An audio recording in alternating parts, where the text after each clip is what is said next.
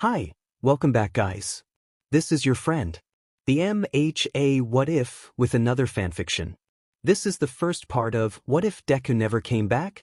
All credits for this video go to their respective authors, so please support the real author. Check out the link in the description for more details. Please give this video a like and subscribe to the channel if you want more videos like this. Now let's get into the fanf. It wasn't supposed to turn out like that. Deku was always so resistant. He was supposed to ignore Katsuki's request. He wasn't supposed to the jump, or the swan dive as he regretfully recalls saying. When Katsuki first heard the news on that fateful day, he didn't know how to react. There was a silent stillness as he contemplated what exactly the police officer was telling him. Hours later, it seemed, it finally sunk in. Katsuki could be heard letting loose the loudest scream as he sobbed about the loss of the one person who wasn't drawn to him because of his quirk or his power. But his deadly and explosive personality, or maybe was it because Deku had no other friends? Fuck that. Katsuki had no fucking idea why a stupid nerd like Deku would hang around him when it was all his fault. It was because of him that Deku was gone. The one person who had the best heart and the brightest smile. He was Katsuki, dared to say, his best friend. Yet, as per usual, his pride had blinded him and his quirk had deafened him to the power that Deku held. A smile. Even when he was sure the stupid nerd looked down on him, he never deserved to die. However, as per usual, Katsuki would never voice his issues or his pain because of his one weakness. After his fit, in which his parents decided to leave him alone for, he came to a realization. Katsuki sprinted across his house while his parents were looking at him sadly. They shouted his name as he opened the door and ran outside, but thankfully decided not to follow.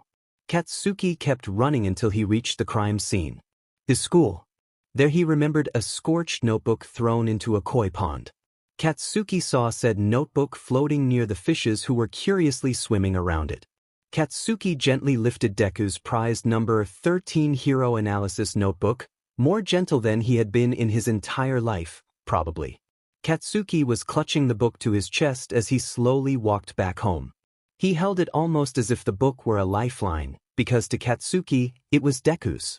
Returning home, his parents scolded him and attempted to get him to open up about why he ran out unexplained, but their pleas fell on deaf ears as Katsuki closed his bedroom door in their faces, making sure to lock it, surrendering to the silence which accompanied him. Katsuki's trance was lifted as he felt a tear sliding down his face. He fled to a dark corner in his room, clutching Deku's notebook close to chest as he sobbed into it. The scorch marks on the book a reminder of what he had done. A few hours later, Katsuki heard his mother, Mitsuki, in the softest voice he had ever heard from her say, "Katsuki, your dinner is right outside." He heard the plate filled with food being set outside his room. "Can I come in?" Mitsuki seemed to choke on her words a bit. "You know you can trust us, right? We'll always be here for you. Please talk to us." The only answer she received was silence, and as she backed away from the door, Katsuki could only think, if I wasn't there for Deku, why should you be there for me? Mitsuki walked to the dining room where her and her husband, Masaru, had dinner without their son. Masaru stood up from his chair and enveloped Mitsuki in a hug as she shed the tears welling up in her eyes. "Where did we go wrong?" Mitsuki sobbed as her normally harsh demeanor was reduced by the grief and anger she felt towards her son. Masaru held her as she continued sobbing, providing no answer for her question. And during breakfast the next morning, Mitsuki discovered the plate of food she set out the previous night lying exactly where it was before, untouched. No one had realized, but that night was a breaking point for Bakugo Katsuki. He had changed in a way no one had expected or wanting to accept. A stubborn part of his brain refused to believe that Deku was truly dead, and as the weeks passed the denial only grew. As middle school ended, and Katsuki was left as the loner, to his choice. No one wanted to mess with him because of his quirk, which he had refused to use anymore in tribute to Deku. Which to most people was quite stupid. Mitsuki and Masaru noticed while Katsuki still kept his harsh attitude and fiery demeanor, he was still quite vulnerable and had built high walls to keep out anyone. Mitsuki was just glad he was talking again, especially to them. He also refused to even look at Midoriya Inko because of the heavy guilt that weighed on him. After all, She was going through her own troubles anyways, ones which were all Katsuki's fault. "Hey, Katsuki, are you applying to UA like we dreamed of?" Deku had asked one day. "Course I will, nerd. But I'm not using my quirk." Katsuki scoffed as he read Deku's number 13 hero analysis book which he always had on him. The ink had run a bit, but Katsuki still made it his mission to read it, even if it was like the 1,000th time he had. "Kaken, don't be like that. It's always been your dream. You can't give up now," Deku exclaimed as he attempted to convince his friend. "It's not giving up. I just..." Katsuki frowned, looking up. "If you can't apply because of me, why should I?" The way it was said made it seem like Deku had been wounded or even discouraged, not dead. "I will honor I dream. For you and me. However, my quirk already damages people and objects, so I'm doing this how you would." "General studies," he finalized as he looked back down at the book. "How sweet of you, Kaken." Deku smiled wide before hugging him. Katsuki could see how he had frowned before, but the nerd knew that he wouldn't change his mind. "Don't get used to it, nerd," Katsuki mumbled. While he disliked his personality because of how much he hurt Deku with it, who was essentially his brother, he didn't need extras chumming up to him, so he dealt with it. Although, his powerful quirk had boosted his ego so high it caused others pain that Katsuki could barely stand using it. "You should talk to Inko," Deku tried after a silence had spread over the two. Deku had tried to let Katsuki let go of the incident, and he would never stop trying. "No. No way in dash," Katsuki started, but got interrupted by his mother opening the door. "Hey, talking to Deku again?" she asked, although to her it seemed Katsuki was having a one-sided conversation with himself. "Yeah." Katsuki nodded, only half listening. "Are you going to apply for UA?" she asked gently. After the incident, she treated Katsuki like a porcelain doll, as if he were about to break at any moment, and so she had to walk carefully or else it would be the end. Katsuki hated that. "General studies," is all Katsuki says, his tone annoyed and laced with "get the fuck out." Mitsuki just nodded as she closed the door and let out a deep sigh. What had happened to her son? She knew by now he enjoyed talking to Deku, who wasn't even real. It took many failed attempts at therapy for Katsuki for her to realize Deku was there to stay in Katsuki's mind, haunting him and reminding him of his worst mistake, his worst action which he regrets every hour. Katsuki may seem crazy as he talks to himself, and what he believed to be Deku, but the reality is he's just broken. That's what Katsuki's denial spread, a desperate wish that would never come true. Katsuki knew he was smart, intelligent. He didn't pride himself on being wise or having great amounts of common sense, not that he would ever tell anyone that. As Deku put it, he would have had great common sense if not for his anger blinding him and causing him to act without rationality. It happened too often for Katsuki to brush it off as a one-time thing. That frustrated him exponentially. It hindered him from being the best. But, then again, he would claim he already is the best even if his stupid nerd likes to correct his every move. One case of this was when Katsuki was busying himself by taking a practice test. He told stupid Deku to shut up and be quiet so he could focus for the test. And as Katsuki went through each section, math, Japanese, English, and science, he found that the knowledge obviously came easy to him. He was a genius after all. However, once he reached the history section, things started to go awry. History wasn't his favorite subject. He preferred math because everything had an explanation. There was rarely anything that couldn't be explained, and Katsuki liked that. He liked having an explanation for things. It made him feel safe. Emotions are fragile, and math isn't subject to that. Japanese and English were similar, but kinda boring for Katsuki. He didn't see the point of writing things perfectly like a puzzle and making sure every piece fit in nicely. Then again, he was pretty good at both, so he didn't complain much. In another life, Katsuki would most likely love science, and he occasionally enjoyed it, but other times it reminded him too much of his quirk and the nitroglycerin which he sweat. History, on the other hand, was the opposite of math. Most of it was caused by fragile emotions, vengeance, and hate. All things Katsuki was guilty of. He was an example of the reason why bad history exists. And while Katsuki is aware of it, he hates it. He doesn't always pay attention to history lessons. It's as if he doesn't know about it, it didn't happen. Which was laughable at best. It clearly happened and Katsuki knew he was being a dumbass, but he still didn't like history class. Leading to his problem during the practice test. He had no clue about half the stuff. He'd usually have some nerd Deku do his history homework for him, because he never liked it. No one really had an explanation for history. Katsuki tried his best but felt a bit stumped. That is, until Deku stepped in. Kaken. Kaken. Deku whispered as if he was about to be caught. I'm busy, nerd, Katsuki sighed, but he relented. What? I know you don't like cheating, but you're having such a hard time and I thought I could help because history is a subject I'm really good at. You probably already know that. You don't call me a nerd for nothing, but still, I dash. Nerd, spit it out. The answer to number 12 is the Meiji period. Deku whisper shouted. Nerd. I don't want you giving me the answers. But dash. No buts. Hear me out. You're not good at history, there I said it. I can help you and this is only a practice test. Deku's true feeling came out. Katsuki knew what he was saying was right, but he still wasn't a cheater. Even though no one could see, Deku didn't mean he could take advantage of him to cheat. He had to be the best naturally, not because of some stupid nerd giving him the answers. No. Come on, Kaken, let me help you. Ever since the accident, Deku realized that Katsuki would never do anything to him, and the cowering was replaced by confidence. Katsuki didn't mind it. After all, he deserved to be himself and not who he thought Katsuki would want. And with that, Katsuki knew Deku as his stubborn self, and that he wouldn't budge on helping him with the test.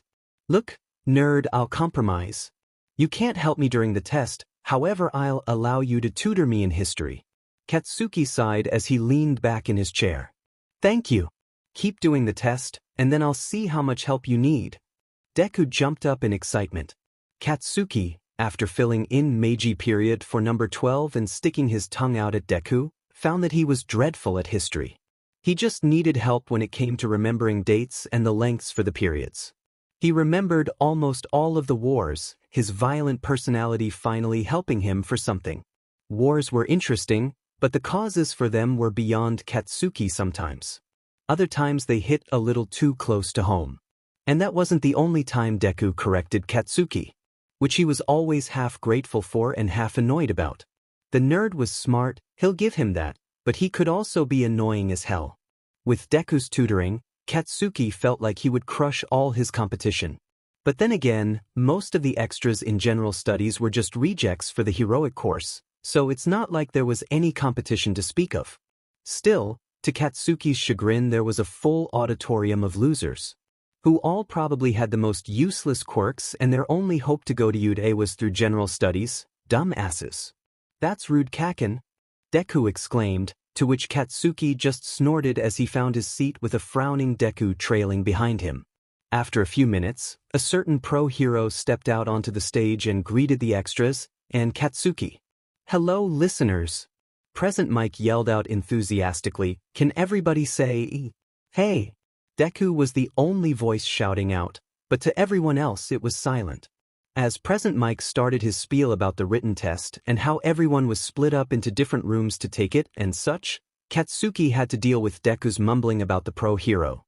And while it was more interesting than whatever Present Mike had to say, if Katsuki told him to shut up, everyone would look at him weirdly. Instead, Katsuki sent Deku a glare. That's where it all went wrong. The student next to Katsuki looked at him angrily, assuming the glare was for them, and Deku kept talking almost unaffected. Shut up, nerd, Katsuki hissed at Deku. Excuse me, the student said, clearly not getting the memo that the message was meant for Deku, who had finally quieted down. I'm trying to focus here. He's just an asshole, leave him alone. He's not worth it. Another student nudged the one next to Katsuki and sent him a little glare. Katsuki just flipped them off, which made them both huff in frustration. Kaken. Deku crossed his arms. They deserved it. Katsuki murmured as quietly as he could to not raise suspicion. After Present Mike finished his explanation, Katsuki was led to the room he would start his testing in.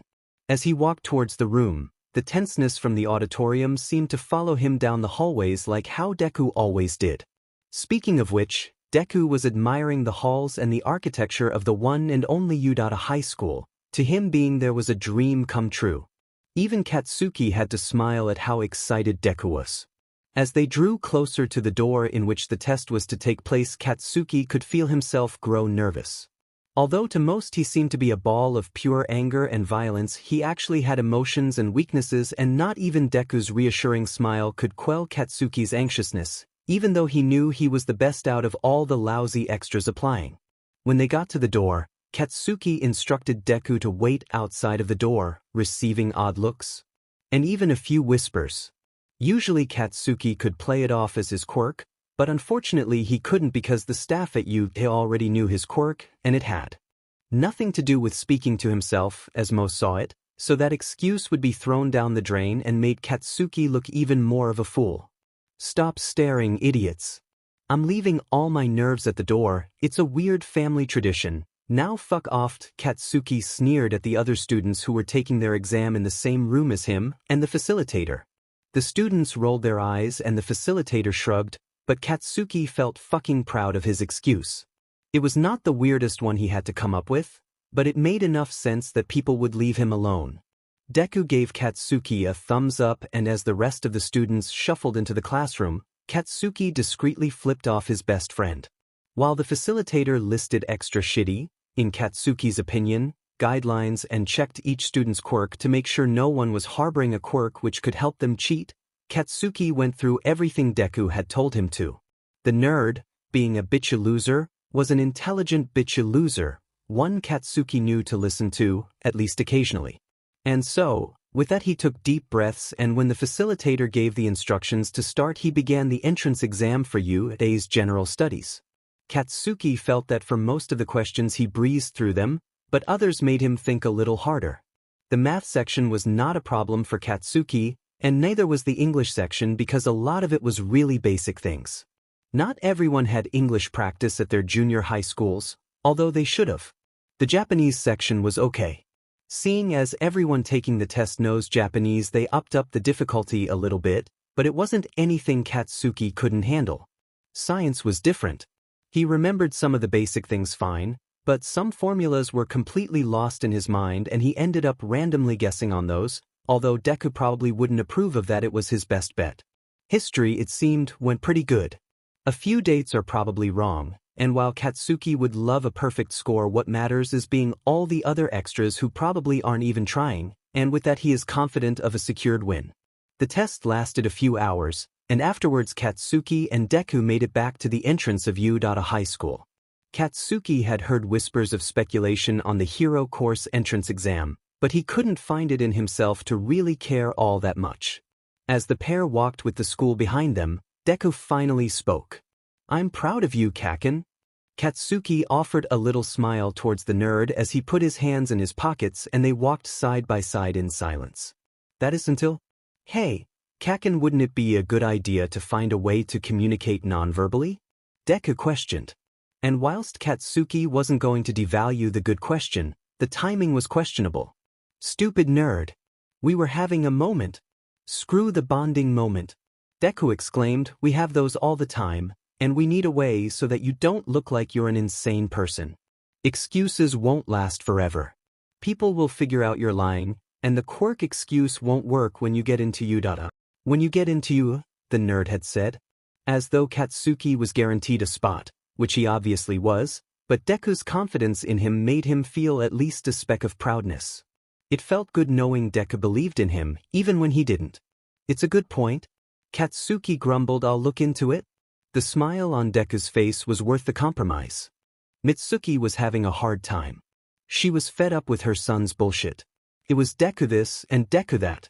Couldn't he just see that Izuku was dead? He wasn't going to come back anytime either. He was gone forever, and yet his stubborn ass refused to believe it. Therapy didn't work, and Mitsuki knew it probably never would. Being stubborn was a family trait. Mitsuki knew that. She was guilty of being stubborn more times than she would like to admit, but this was too far. He seemed as though he was about to break at any moment, and Mitsuki had to tread carefully or else he would crack under pressure. She was tired of his one-word answers and hidden feelings. She was his mother, god damn it. "What are we doing?" Mitsuki had asked Masaru one day. It was a question to which no answer could be found. They had no idea what they were doing or what their son needed, and so Mitsuki made the decision to confront him about her feelings and his. Katsuki had entered his house expecting it to be how it always is, quiet and desolate. However, he didn't expect to see his mother standing in front of him, nor his dad cowering behind her. His mother had a somewhat frustrated expression on her face, but he pushed past her and walked into the kitchen before grabbing a glass of water and making his way to his room. "Get back here, Katsuki," Mitsuki said in a dangerous voice. The way she said made it seem as though the alternative would end badly. Katsuki, being somewhat respectful and also maybe a bit wearied, walked back to where mother and father stood near the door. "I'd like have a talk," Mitsuki continued. Katsuki gave a small nod before looking towards Deku, who gave a half-reassuring smile and worried look. To that, Katsuki rolled his eyes. The nerd didn't need to feel worried about him. "Things are getting worse." Mitsuki sighed. "You cling to Deku as if he's the single thing in the universe worthy enough. I get that you're hurting, but Katsuki, we want our son back. Deku's dead. He's been dead for a few years now. Nothing's going to change that. Except for the fact that he's standing right fucking next to me." Katsuki glared. This conversation wouldn't be a good one. He could already tell. And it's one he wouldn't lose. "Kaken, you can't win a conversation?" Deku mumbled, trying to lighten the mood, but it only caused Katsuki to roll his eyes again. "He's not. Get it through your thick skull, Katsuki. Deku is dead. He's not actually standing next to you, okay?"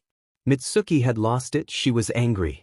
"What your mother is trying to say is that we want you to be okay, and not subject to the voices coming at you," Masaru softy said, trying to appeal to Katsuki in a friendlier way than Mitsuki had. "You make it sound like Deku is a disease. Fucking stop. I don't want your help, just stop." Katsuki yelled as tears started forming in his eyes. "We don't want to hurt you. It's a bit fucking late for that. Oh, stop it already. We're done, Katsuki. We're tired of your petty act and how you don't even respond to us anymore. You're a whole new person because of Deku's death. Inko is fine." Katsuki visibly flinched at the name. Inko's heartbroken, but she's moved on with her life.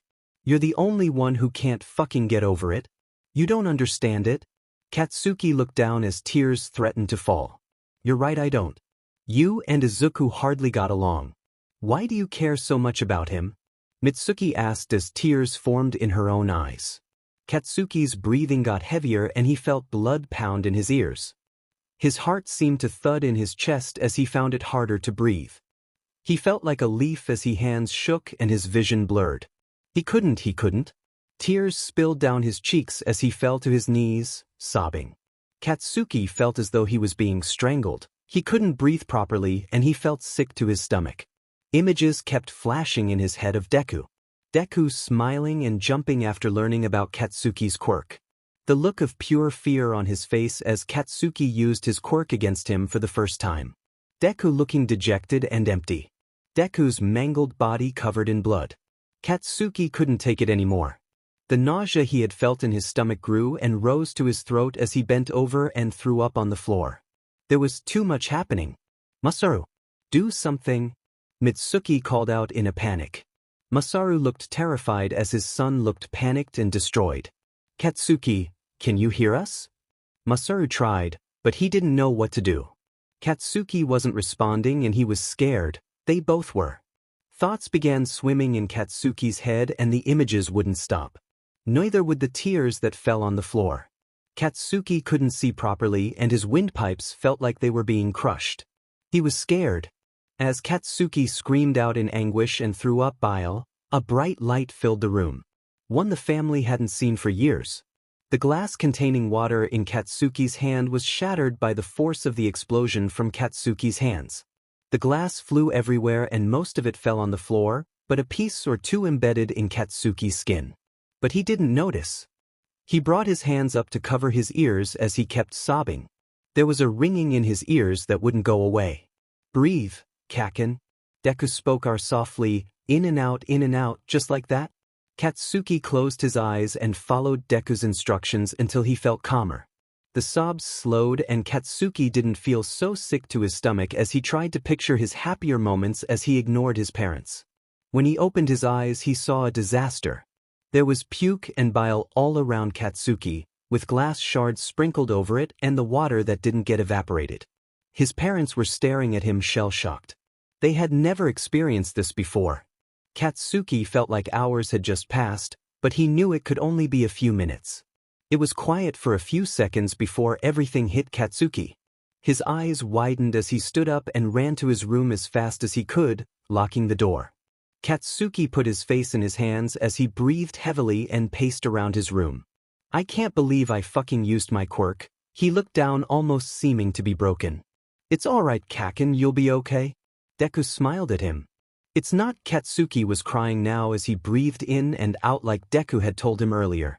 Katsuki sat on his bed and started to cry into his arms as he curled into a ball. After a moment of silence, a quiet voice spoke. Please don't leave me, Izuku. It was so faint that later Katsuki would deny ever having said it, but at the moment he was vulnerable. Deku smiled as he sat next to Katsuki reassuringly. Never. The two sat next to each other for the next few hours, enjoying each other's company as negative thoughts swirled through the air. But Deku was there to keep those thoughts from reaching Katsuki. The ringing in his ears finally stopped. After Katsuki fled upstairs, Mitsuki looked at the floor. She knew she had to clean up the vomit, bile, and glass. But right now she was shocked in horror. What did we just do? Mitsuki asked Masaru as she felt her tears fall down her face. That night the household was split in half. 2 weeks later. Today was the day that Katsuki would receive his results from UA. He knew he made it into the general studies, of course, it wasn't that hard. But he still wanted to see if he was the top student. Hey, Katsuki, you got mail from Yuta. Masaru smiled gently to his son as he stood in front of the door to his room. But it was back to treating Katsuki like a piece of porcelain, though Mitsuki had treated him better than before. Although, the interactions between him and his parents had decreased after his panic attack, as the internet called it. They had said hurtful things to Katsuki, and they were all stubborn bastards, so no apologies were going to take place. Katsuki grunted as he took the envelope from his father. Masaru frowned slightly, but walked away, leaving Katsuki to himself. Open it. Deku squealed excitedly. Alright. Katsuki broke the seal on the envelope before reaching in and grabbing the letter. He read it out loud for Deku. Dear Bakugo Katsuki, we are proud to say you have passed with flying colors and are accepted into the Department of General Studies at Yuta High School.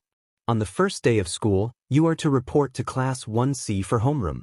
There you will receive your schedule for the year. You performed extremely well, and we're happy to say this is your high school. Best of wishes. Principal Nizu of Yuta High School. Kaken, you did it. Deku smiled widely as he hopped up and down in excitement. Yeah, of course I did. Katsuki smirked proudly. Although, the victory was short-lived when Deku brought up a problem with him going to UA. They know your quirk, Kaken. We need a way to communicate so it's not too weird for you to speak to me. Deku was concerned with this matter. Good point. Think it over. I'm going to grab dinner. I'll be back. Deku nodded in response. Katsuki walked to the kitchen where a plate was set out for him. So, what are the results? Mitsuki asked her son when he walked into the kitchen to retrieve his dinner. He hadn't eaten dinner with the rest of the family in a very long time. I got in. Congrats. Mitsuki smiled as Katsuki gave her a nod and took his plate with him to his room. She would get him to open up, it was just a matter of time. She had to save her son.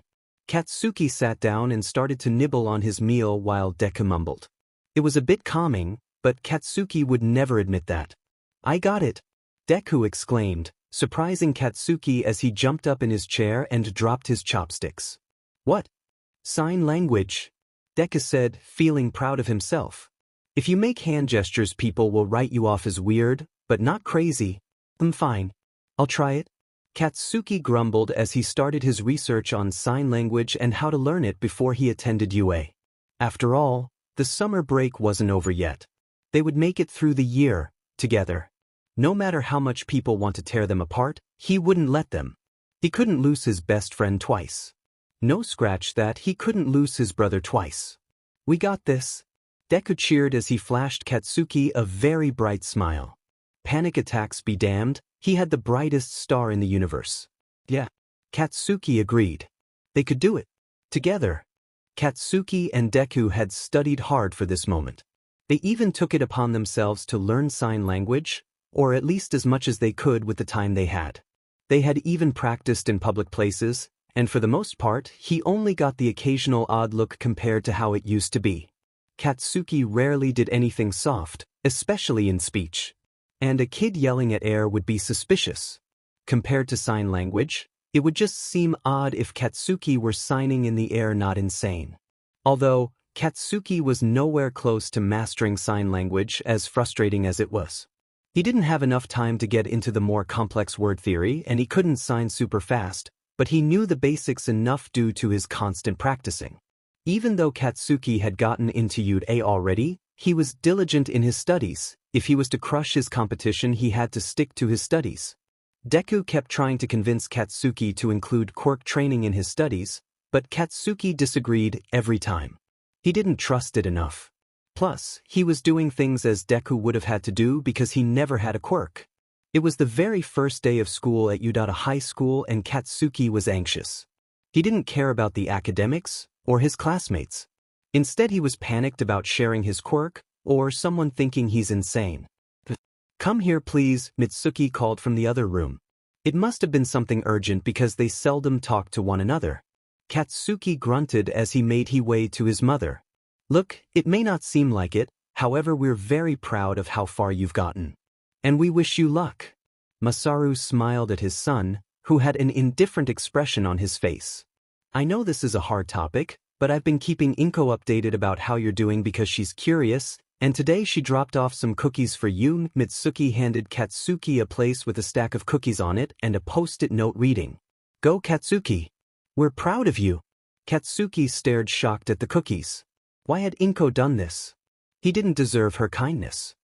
His aunt should have known better than to do this for him. As if sensing Katsuki's inner turmoil, Mitsuki added, "This hasn't been easy for Inko either. Kid, take the cookies and go visit her soon. She needs it." Katsuki gently took the plate in his shaking hands. Why would she need him to visit her? He wrecked her life, her treasure. Thanks," Katsuki stuttered out, visibly shaken. "Don't thank us. Go visit her, it would really mean a lot." Katsuki breathed in and out, nodding his head. He didn't want to visit her. It would hurt him as much as it would hurt her, but Deku really wanted to. And Mitsuki had said that Inko needed it, and he didn't want to make her suffer. It would be hard, but he should do it, if he found the time with school starting. "Sorry to dump all of this on you on your first day of school." Katsuki got the feeling Mitsuki wasn't that sorry, but what did it matter? Just more added stress on his first day. Katsuki nodded at his mother and father before grabbing his backpack and leaving his house. For the entire trip to Udata High School, Katsuki silently mulled over his parents' words. Deku had been trying to get him to visit Inko forever, and so had his parents. But did she want him to visit? He didn't know what to do, but he didn't want to regret anything. Regret was horrible. Katsuki felt it every single day of his life. And if he wasn't careful, it would eat him away. What he wasn't aware of is that it already did. Katsuki sighed, deciding to think this over later because right now he had to focus on high school, and his worries about Inko would only absorb all of his attention. "Sorry," Katsuki signed to Deku. He felt as though he owed it to him. Deku just offered him an odd look. It was a worried look. Katsuki glared at the nerd, communicating that there was no reason to worry about him. He knew what he was doing. Katsuki found himself in front of the Udata High School, famously known for churning out heroes and training the smartest minds in each industry. Katsuki took a deep breath before walking up the stairs to his new high school. A person had whisked by Katsuki and he could feel a breeze by him as a kid ran up the steps, carrying a skateboard in their hand. "Sorry about that, dude," the person exclaimed, glancing back at Katsuki's angry expression. The extra who almost slammed into Katsuki had annoying bright yellow hair with a strange black lightning bolt either clipped or dyed into the hair. They wore a rumpled uniform. This idiot was a student in his fucking school. Katsuki could only assume this loser thought he was better than him and didn't slam into him to show their superiority to Katsuki. If every student was like this, he knew he was going to go insane at UA. So, in response, Katsuki just flipped the person off, who was busy climbing up the stairs and didn't notice the string of profanities that Katsuki let loose. That dumb ass would regret making Katsuki his enemy. You don't even know him, Kaken. How can he be an enemy already? Deku laughed at his friend's antics. Shut up, shitty nerd, Katsuki grumbled. Give everyone a chance, at least for me. Deku attempted to give Katsuki puppy dog eyes. Please? Fine. Katsuki grunted, but no, those eyes do shit.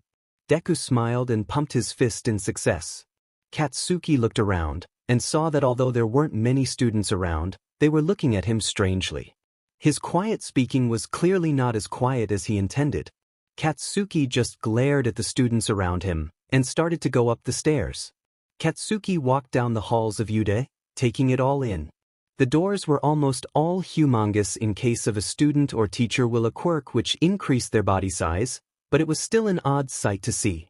Katsuki passed classes 1A and 1B with a sneer on his face. Most of the kids there were shitty extras not even worth his time, anyways. Class 1C, yet again, had a giant door, however something about it seemed less glamorous than 1A and 1B, probably because the hero industry was seen as the diamond in a bag of coals. It was stupid, really, how annoying heroes could be. They were all so full of themselves and ignorant to anything that didn't affect them. All Might was Katsuki's favorite hero growing up, Deku's too. But now Katsuki wasn't fond of heroes. They dealt with the big things, the villain attacks, but they couldn't care less about the citizens who didn't seem to be in immense danger. If anyone had told Deku that he could become a hero, that he could do it, the situation would be different. Katsuki had realized that Deku was better than he could ever be, and while he hated it, the truth was undeniable. Deku stood up for what was right, not what would benefit him the most. After his attempted suicide, no one batted an eye. No heroes paid any attention to the small quirkless boy. And while Katsuki knew it was all his fault, he still held a grudge against heroes, for the most part. All while Deku admired every single last one of them, appreciating them for their unique quirks and fighting styles. Heroes had done a lot of things for society. They saved people, inspired confidence and hope, whatever. But they assured a false sense of security. Everyone was so confident in their heroes that they knew nothing bad would ever happen to them. It was pathetic. Katsuki wasn't saying that heroes should be removed, don't get him wrong, they saved people and inspired courage and all that. Bullshit. But now people assumed they would get saved at any win. Katsuki knew better than to assume that. After all, Deku never got saved. Katsuki shook his head to clear it of those thoughts. They didn't matter. He was going to general studies and graduate as top of his class. Then he'd get an occupation even better than in the hero field. A paramedic maybe? Police officer? Surgeon? Who knows what the future will hold, but standing there would achieve nothing. Katsuki and Deku nodded at each other before Katsuki walked into Class 1C. The Class 1C classroom was relatively empty. There were only 2 students already occupying seats, and they both seemed too nervous to notice Katsuki's entrance. Kaken, this is so cool. You're going to school at U.A. The U.A High School. It's legendary. This school is one of the hardest to get into, hero program or not. I'm so proud. Did you know that U.A was originally built to dash? Deku started to mumble. It seemed as though the full weight of attending the school hadn't quite hit Deku yet, but now excited him fully, to the point where he let loose one of his infamous paragraph-long fanboy mumbles. Katsuki rolled his eyes at his friend's antics, but found himself slightly raising his lips in a subtle smile. The seats were organized alphabetically by family name, so Katsuki found his seat near the front of the classroom. He still had about 10 minutes until the start of Homeroom, and he exchanged a few signs with Deku, who was filled with joy and excitement at the prospect of being at the school. Katsuki hadn't noticed at first, but he was beginning to see that more and more students had shuffled into the classroom. He offered little more than a small glance to each student. He wasn't here to make any friends. The classroom opened once more, this time with heavier footsteps behind the door and a stronger push. The person who walked in offered quite a unique sight. He was completely made of cement, made up from head to toe of solid material. He had a blocky body contained within a sleeveless brown suit.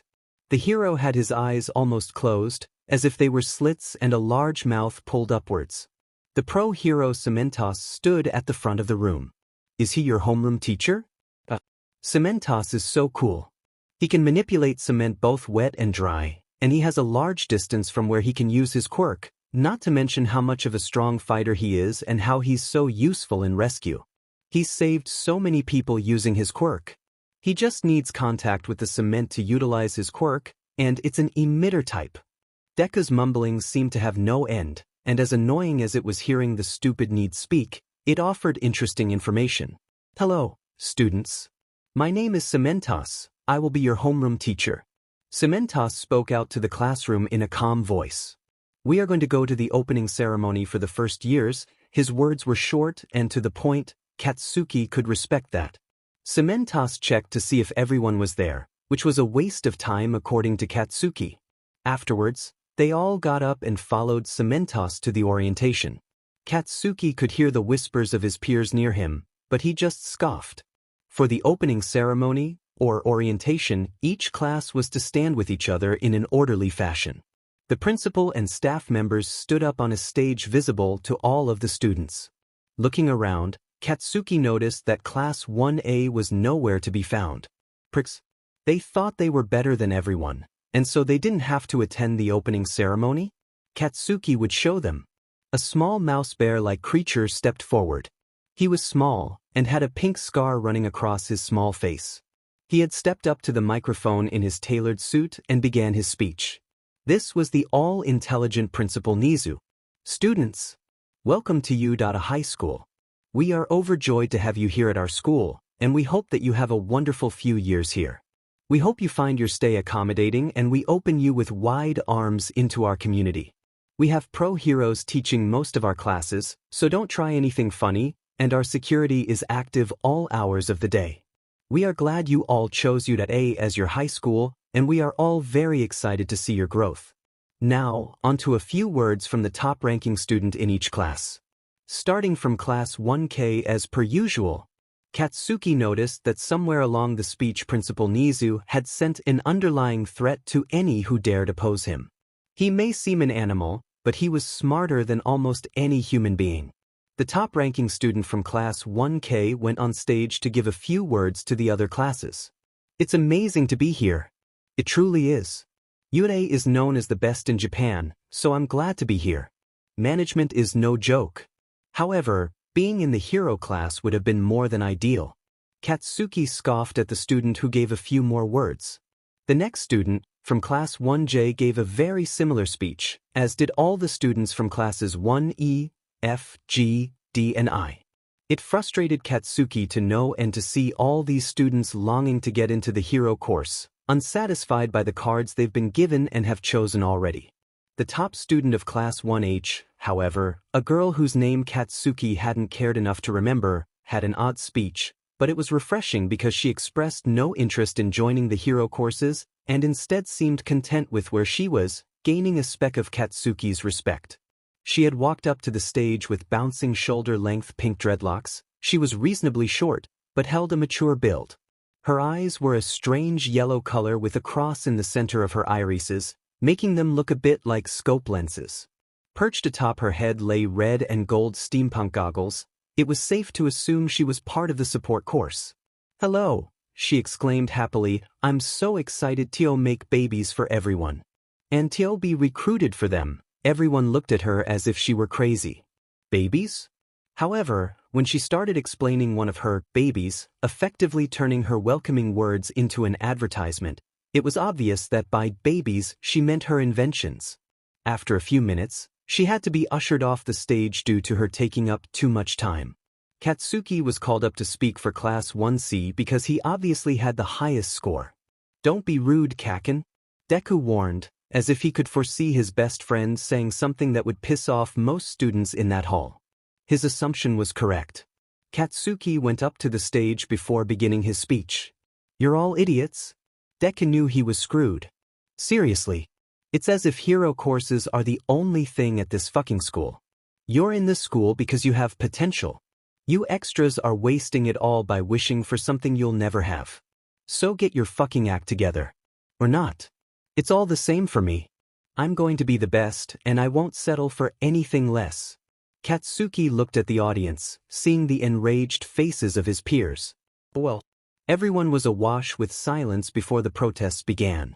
People weren't pleased with what Katsuki had to say, probably because it was the truth.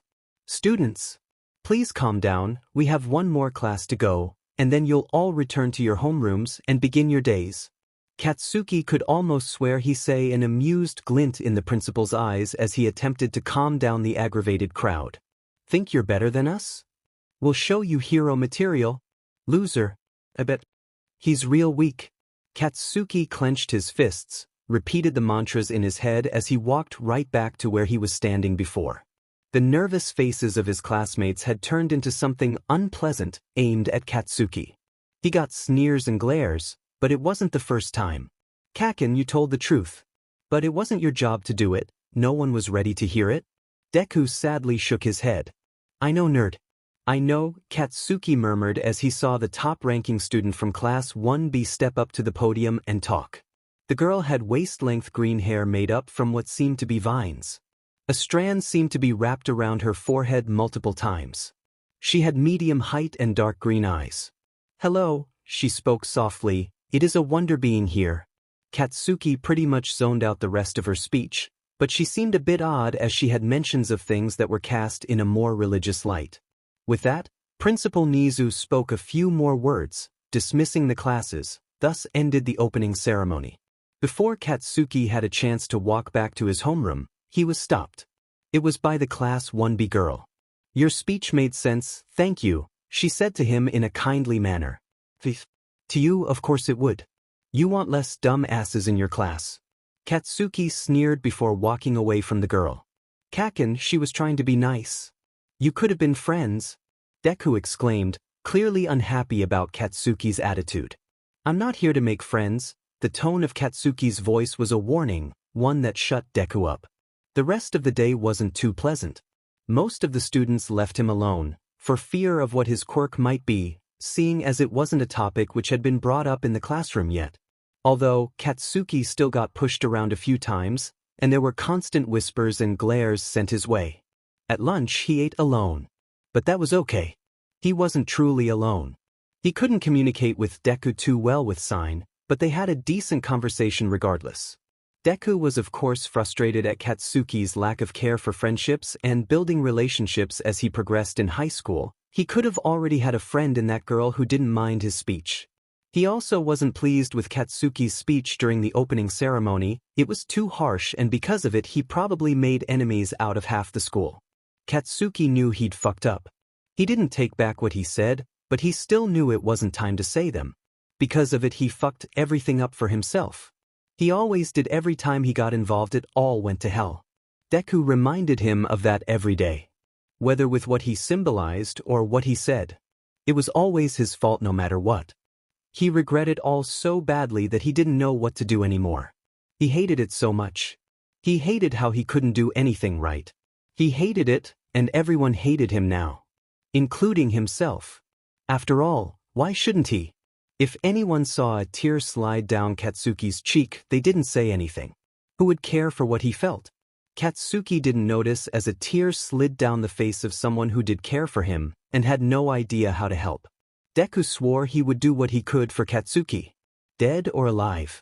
That night, Katsuki didn't sleep at all. Replaying the harsh words he all too well knew to be true. Academically wise, the first week of school was pathetic. It was all introductions to the teachers and the subjects themselves. One frustrating aspect was art history, taught by the sexualized teacher Midnight. She wore a rather inappropriate outfit, and while her attitude was fine, although at times a bit disgusting, there were always a few boys and girls drooling over her during class. Katsuki preferred a better learning environment than one of lust. The rest of the classes seemed to be a tad challenging, but he knew that he would enjoy it nonetheless, and of course prove his #1 spot. The week overall hadn't gone well for Katsuki. He was swallowed by the glaring looks sent his way and how Deku's disappointment rung over and over again in his head, giving ammunition to hit his already broken confidence and ego. Deku wasn't one to keep grudges, but Katsuki was, which gave him no benefit. He sat alone at lunch, not that he minded. Deku liked to talk his ears off about anything, and Katsuki would begrudgingly listen. During the second week things started to grow worse. Katsuki had walked into class on the first day of the week, both haggard and tired. He couldn't sleep, and when he did manage to, he drifted into a nightmare. Plagued by it, he woke up in a sweat and had trouble sleeping again. He had ignored his parents, wishing him a good day, and the usual jeers from other students. He promptly sat in his seat and spaced out. "Hello," Cementos said after he walked into the room with quiet students for homeroom.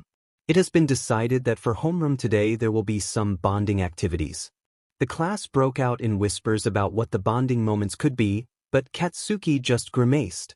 "Go around the room and say what your quirk is and one fun fact about yourself." Katsuki knew he was fucked. "Kaken, will you be alright?" Deku was worried, and Katsuki hated the pity. "I'm not weak," Katsuki signed. "I don't want the pity. I'm not trying to pity you, I'm worried." "It'll be fine. I know." Deku smiled at Katsuki to show his support. As each student went around the room they said their quirk and a fun fact about themselves. None of them were particularly unique at all, and their interests were all very shallow. "And my quirk is brainwashing." The class grew silent.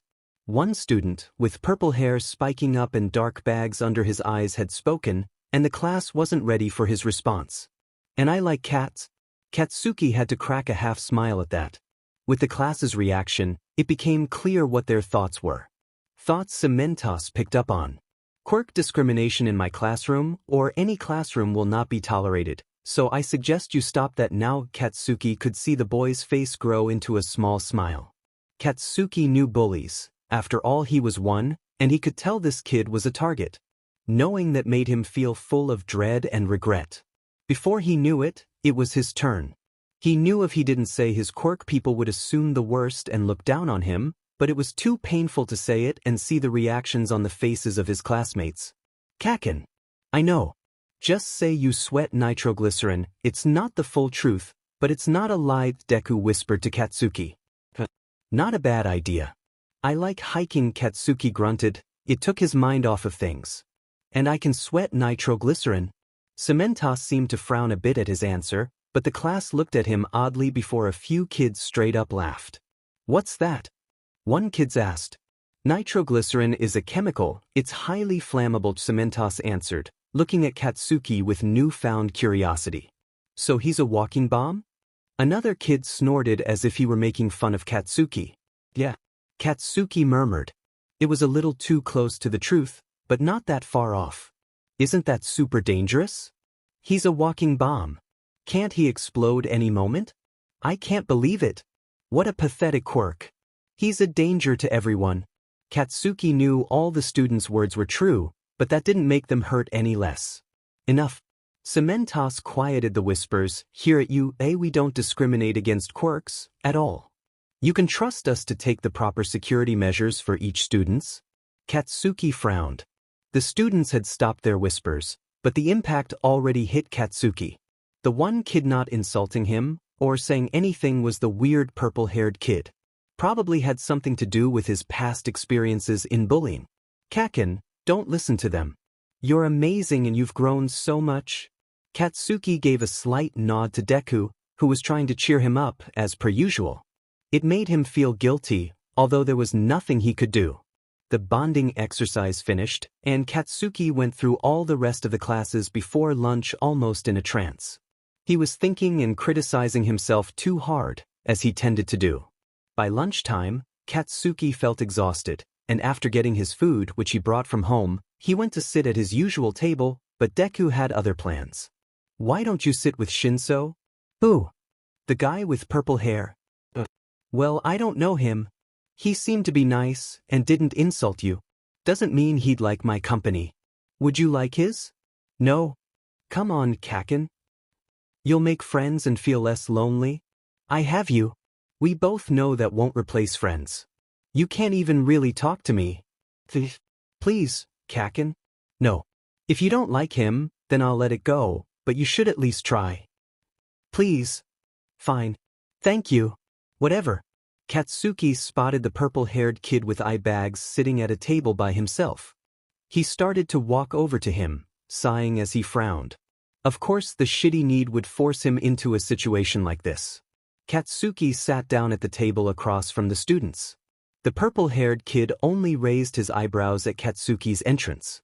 They sat in silence for a bit, with Katsuki wincing, knowing this was a terrible idea. Hiking, huh? Katsuki whipped his head up to see the kid looking at him expectantly. Why do you ask? Just trying to make conversation? Katsuki winced again. Of course his personality would make this all fail. Do you have any cats? Katsuki asked, trying to repair his mistake. Oh, yeah. I have 2. The kid seemed to perk up at the question. What kind are they? I'm not too sure. They were rescue, but one looks like a calico. Got any pets? The kid asked. No. There were a few seconds of awkward silence, where the purple-haired boy had no idea what to say. That speech you gave sucked. Katsuki knew that was coming. I don't give a flying fuck what you thought. It was true. Aren't you a little bastard? Asshole. Insulting me gets you nowhere. Katsuki rolled his eyes, and could see Deku watching the conversation with amusement. Oh, fuck off, eyebags.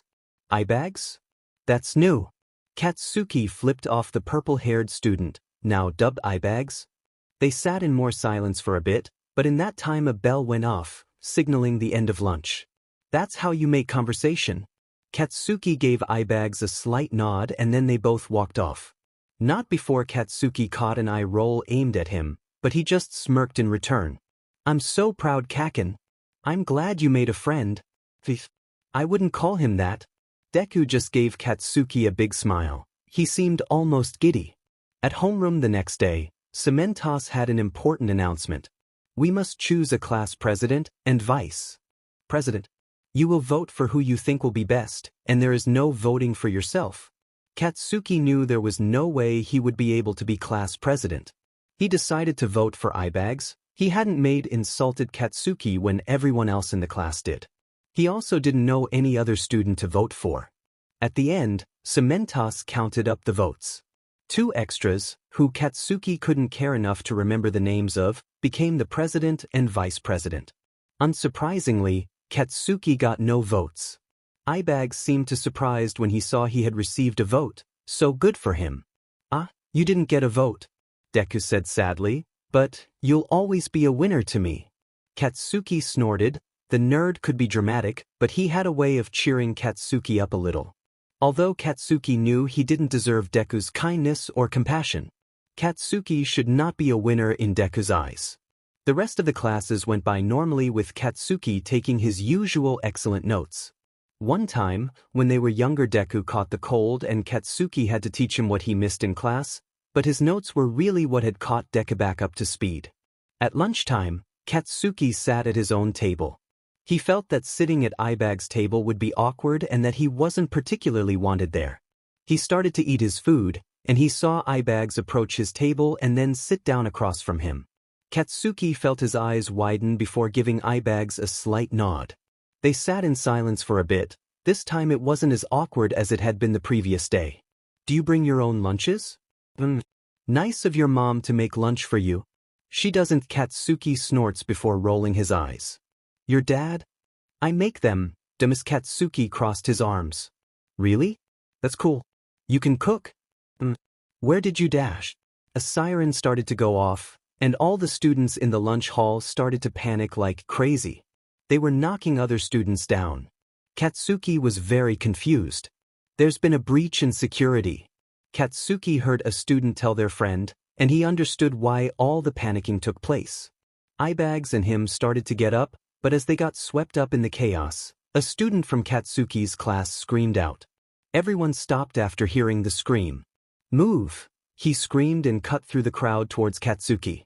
He started pushing kids away from Katsuki until he was in a little bubble of emptiness in the crowd. He could blow up. The student explained. Fucking shut up. I know my quirk better than your puny brain knows yours. Katsuki roared at the student who thought Katsuki was going to blow up because of a student accidentally causing a spark or something. Students, another voice cried out from the top of the door, which students were trying to escape from. The holder of the voice was clinging to the exit sign. It is only the press, there is no need for panic. The students started to murmur at this message. Before on the intercom a similar message was given.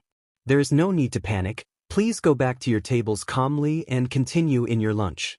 We are investigating this, however there is no need for panic. The students started to whisper among themselves before throwing Katsuki an odd look and walking back to their tables to continue lunch. Katsuki and Ibags sat in silence after that, both thinking over things. Deku's frown hadn't gone unnoticed by Katsuki, however, but he decided not to press. For the rest of the day everyone seemed to be on edge and a bit jumpy. The teachers decided not to subject their students to anything too harsh, seeing as all of them were a bit out of it. The students also seemed wary of Katsuki. During the security breach, it seemed as though he was going to explode, like he was a bomb placed in the school. When, in reality, Katsuki had way more control over his quirk. After all, he had been training it from kindergarten to junior high school. He knew he wasn't a bomb. That wasn't how it worked. He might be hurt, yes, but he wouldn't damage anything too much except himself. Not that he'd care to ever use his quirk or find out. Explosions even frightened him now. Deku was awfully quiet the rest of the day, and he had his thinking face on. Once Katsuki got home and got ready for bed, he considered asking Deku about it, but decided to give him time to think it through because he didn't have a place in solving Deku's problems, when he was the cause of so many. Katsuki didn't sleep too well that night, but what he didn't notice was that Deku wasn't in his room as per usual. Deku was gone. The next morning after Katsuki had woken up, he saw Deku looking right at him with a crinkled brow and a very serious demeanor. Katsuki felt tired and drowsy, but what Deku said made him perk up immediately, and he no longer felt tired. There's going to be an attack on Class 1A by a group of villains. We need to warn them. When Izuku heard that the press were the ones to breach security, he was confused. He knew they were desperate, but that desperate? While Kaken was occupied and going back to his table with Shinso, Izuku decided to go look at the crime scene. He saw the door, now disintegrated and decayed in a pile of dust. Izuku knew this couldn't have been the press or the media. He went back to where Katsuki was and started his thinking. Izuku was wondering about all of the logistics, taking into account the time of the day, security cameras in the area, witnesses, and of course suspects. The media was low on his list, but still very possible, just unlikely in Izuku's eyes. It could have been villains, and that scared Izuku. He remembered Kaken being attacked by a villain, and he could do nothing. Kaken almost died that day, and no one would save him until All Might stepped in. Izuku vowed to never get Kaken in that kind of danger again. He already was hurting, and he didn't need anything to make it worse. Although Kaken had gotten better over the years, he was still as regretful, sad, and angry as he was before. He was selfless, in the way that he thought he deserved anything bad that was thrown at him, so he'd throw himself at things to help people in the process. Kaken worried Izuku, so he did what he could to relieve him of his worries. He didn't pity him or think of him as weak, and Kaken needed to learn the difference. He also needed to learn that Izuku had forgiven him long ago. In the years he spent with him, he knows Kaken isn't lacking character or drive. He just had a complex from years of pressure put on him. That doesn't excuse his actions, but what he's done since the accident has proven to Izuku that he's deserving of forgiveness. Izuku could tell that each of Kaken's classmates' remarks about him or his quirk hurt a lot. At their old school he would be left alone, but here no one knew the true nature of his quirk and Izuku didn't know how Kaken would fare with that, but he'd support him regardless and help him get through it. Once Kaken went to sleep, Izuku left the house. It was customary at least once every 2 weeks for him to leave the Bakugu residence and meet up with an old friend. She was a knowledgeable woman, one who held a certain amount of power in her prowess. She was fairly tall and held sharp, intelligent eyes. Her hair was long and dark, half of it held up in a bun and the other half flowing down. The hairstyle was reminiscent to that of Midoriya Inko's hair. They had met as an accident, after Izuku had gotten into a fight with Kaken, and the woman was accommodating and perceptive. She was also dead. Hence why her and Izuku could see each other. She became an outlet for Izuku, and vice versa. Although, she was not a teenage boy and therefore she didn't feel the need to vent about simple problems. However, she had made it her duty to watch over her problematic grandson, and she's told Izuku about him on multiple occasions. He sounded quite troubled and lost in life, and she wished she could guide him, but as the years progressed it seemed that he's gotten worse. When Izuku shows up at their meeting spot, her smile is fainter than usual and looks a bit sadder, as if she had grim news. Hello, Izuku. Hi. How are you doing? Fine. However, every time I think Kaken may be getting better and gaining more confidence, like his old self, he seems to get worse. Izuku sighs before sitting next to the woman. Not as bad as he was when it all began. She had a frown. If anyone was his motherly figure, it would be her, and she seemed to care a lot about him too. No, not as bad, which is good, I suppose. They sat in silence for a second, sitting side by side in a quiet peace, before Izuku remembers his manners. How are you doing? That's a bit complicated, the woman frowns, and Izuku whips his head towards her. He'd never really seen her like this before. How so? Your Kaken goes to you today, right? Yeah, in the general studies. Good. I don't know exactly how to say this. The woman seemed at a loss for words, and Izuku was confused as to what she was saying. He felt himself starting to mumble before he could stop himself about all the possibilities. The woman smiled sadly at him in an endearing way, before silencing his mumbles with her next words. My grandson has gotten worse. Izuku felt his brow furrow. He's fallen in with someone who has hurt me very much. He's joined a group of villains. Izuku gasped. He didn't know her grandson was shunned so badly that he felt the need to join villains. By the age of 4, after being declared quirkless, Izuku knew not everyone was born equal. Or at least, at age 4 not everyone was equal. He could understand why villainy might appease to someone like the woman's grandson, however he had hoped it wasn't true, and that he could make it through. Like Shinso had. He agreed with Kaken's assumption that the boy had been bullied, but villainy was another step entirely. And who would even want to hurt the woman?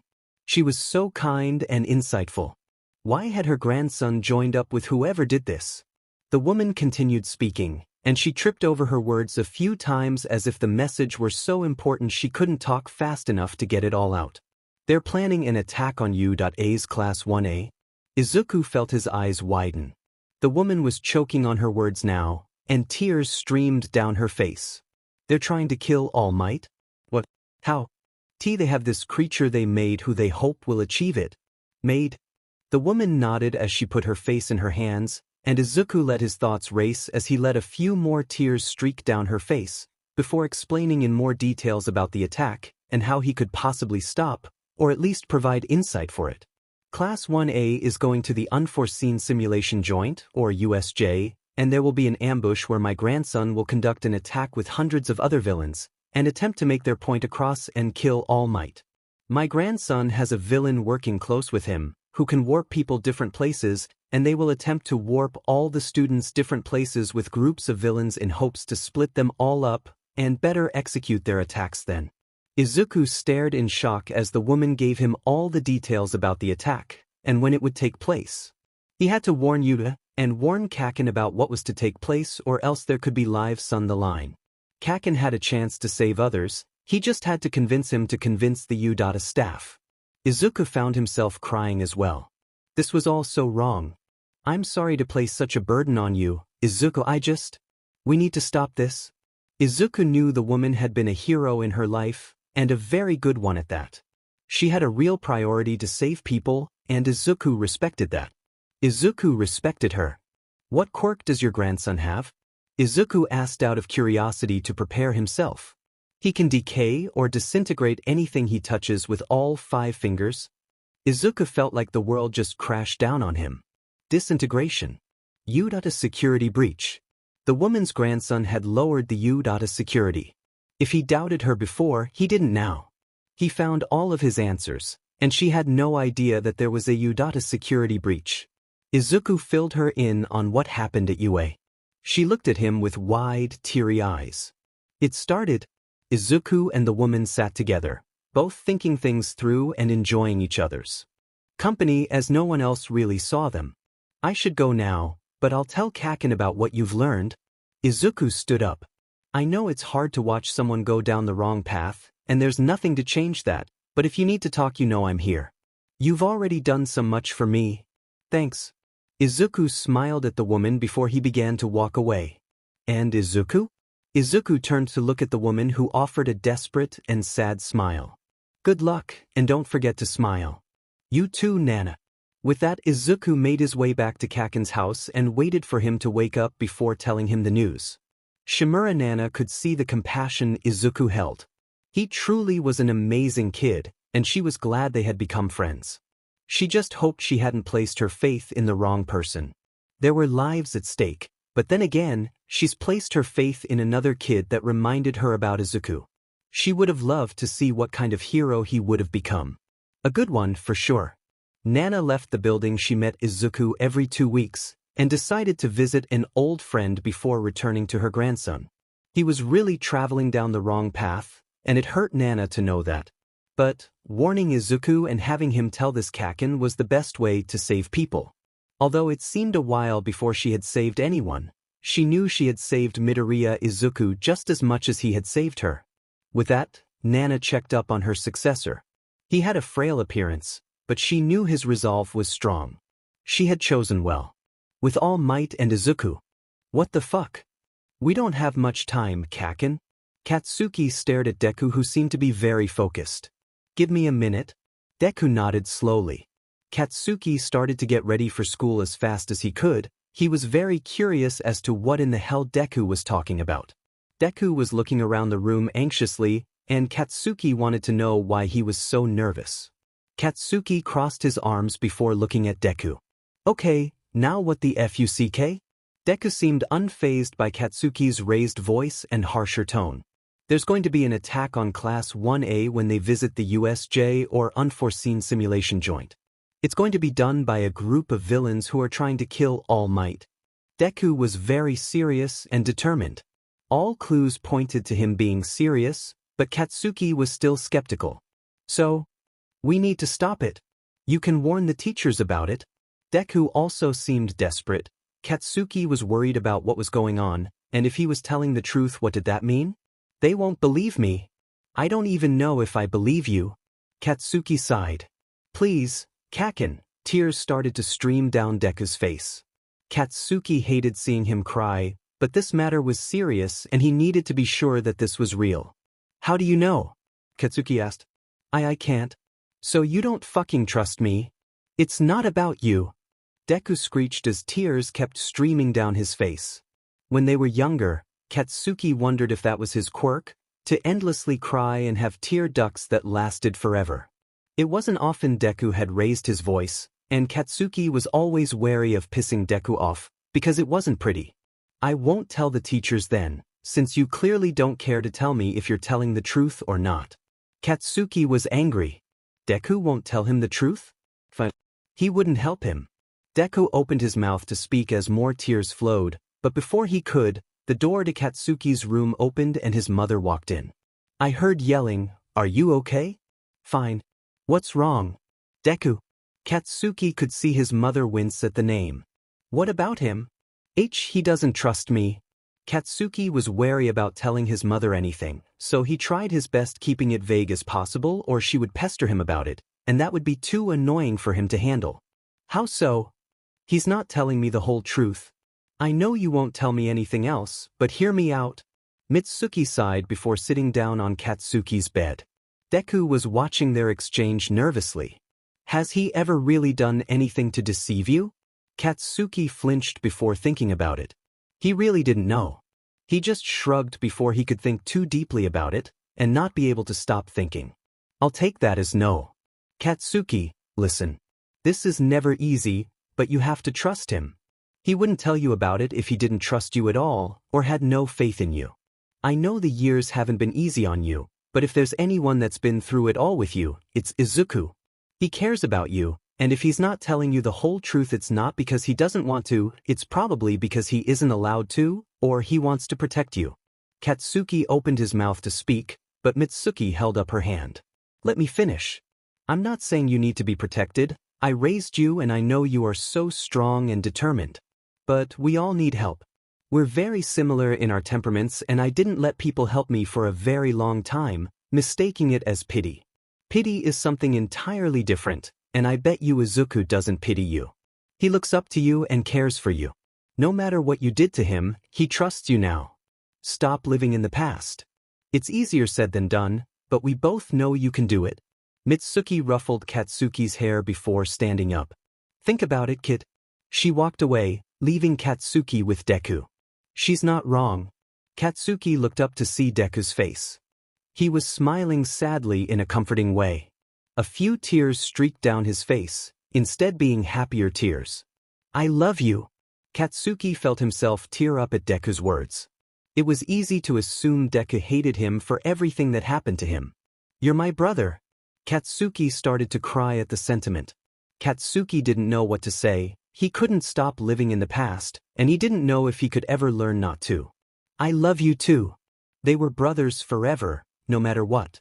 Katsuki and Deku started to cry together, this time with happy tears. What do you need me to do? Katsuki asked after a minute had passed. He still was unsure about Deku's information, but he needed to trust him, at least a little bit. Katsuki wiped his eyes as Deku started to give him a rundown on what to do. Of course, Katsuki had to convince them as well as he could. Mitsuki walked down the stairs with a smile on her face. She walked up to Masaru, who was prepping the food items Katsuki would put in his lunch. At first he was annoyed by it, but it cut down on time, so he was fine with it now. I take back what I said, Mitsuki said as she smiled at her husband. Which was, we didn't do anything wrong with Katsuki, he's just finding his way. Masaru smiled at Mitsuki before she started to make some tea. The two both made breakfast in silence. They both knew it wasn't going to be an easy path, but regardless they were proud of their son. Katsuki got to school early with a determined look on his face.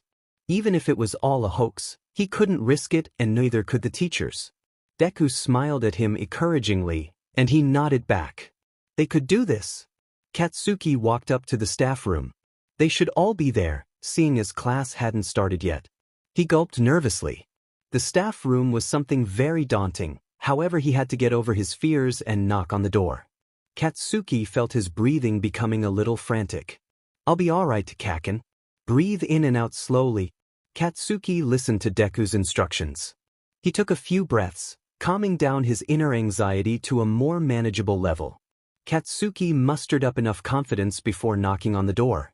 After a few moments, it opened to a thin man with blonde hair loosely hanging on his head. He seems to be swimming in fabric, as his yellow suit with a blue tie was a few sizes too big on him. His eyes portrayed hints of sadness and exhaustion, but his smile shined bright. Hello, young man. Is there anything I can help you with? Yes, I need to speak to the principal, it's urgent. Well then come on in. The man ushered Katsuki inside where he saw his teachers sitting on couches. There was a man with long choppy black hair and tired red eyes with prominent eye bags. They rivaled the ones eye bags had. He was slumped against the couch with a bored expression on his face. There was also a taller man with a larger bust and gray hair with yellow glasses covering his eyes, and a frown fixed on his face. Other than that, Katsuki knew almost all of the other teachers. Once he entered, all the teachers looked up in surprise at seeing Katsuki. Hello, little listener. Loudmouth smiled at Katsuki. What are you here for? Katsuki felt himself shake a little bit. Before steeling himself and taking a deep breath in. There will be an attack on Class 1A when they visit the USJ. All the teachers looked at him with wide, curious eyes. How do you know about that trip? Double Eyebags asked as he straightened his posture. I can't exactly say. But there will be an attack by a group of villains whose goals are to kill All Might. The teachers looked alarmed and started to look at one another in a worried manner. The principal calmly set down his cup of tea. You can't say your source? No, not exactly. However, they do have insight into this group of villains. Katsuki had no idea if Deku's informant really had this much insight, but he was hoping they did. Deku's nod confirmed that his assumption was correct. Really? Yes, I know their quirks and their plans. The principal looked at the staff and asked, "What do you propose we do? You listen to what I have to say and then make the proper preparations?" Katsuki answered for the teachers. "What is their objective again? To kill All Might? How?" Principal Nizu asked with a curious gaze. "They've created something called a Nomu which has multiple quirks. But how do we know this is the truth?"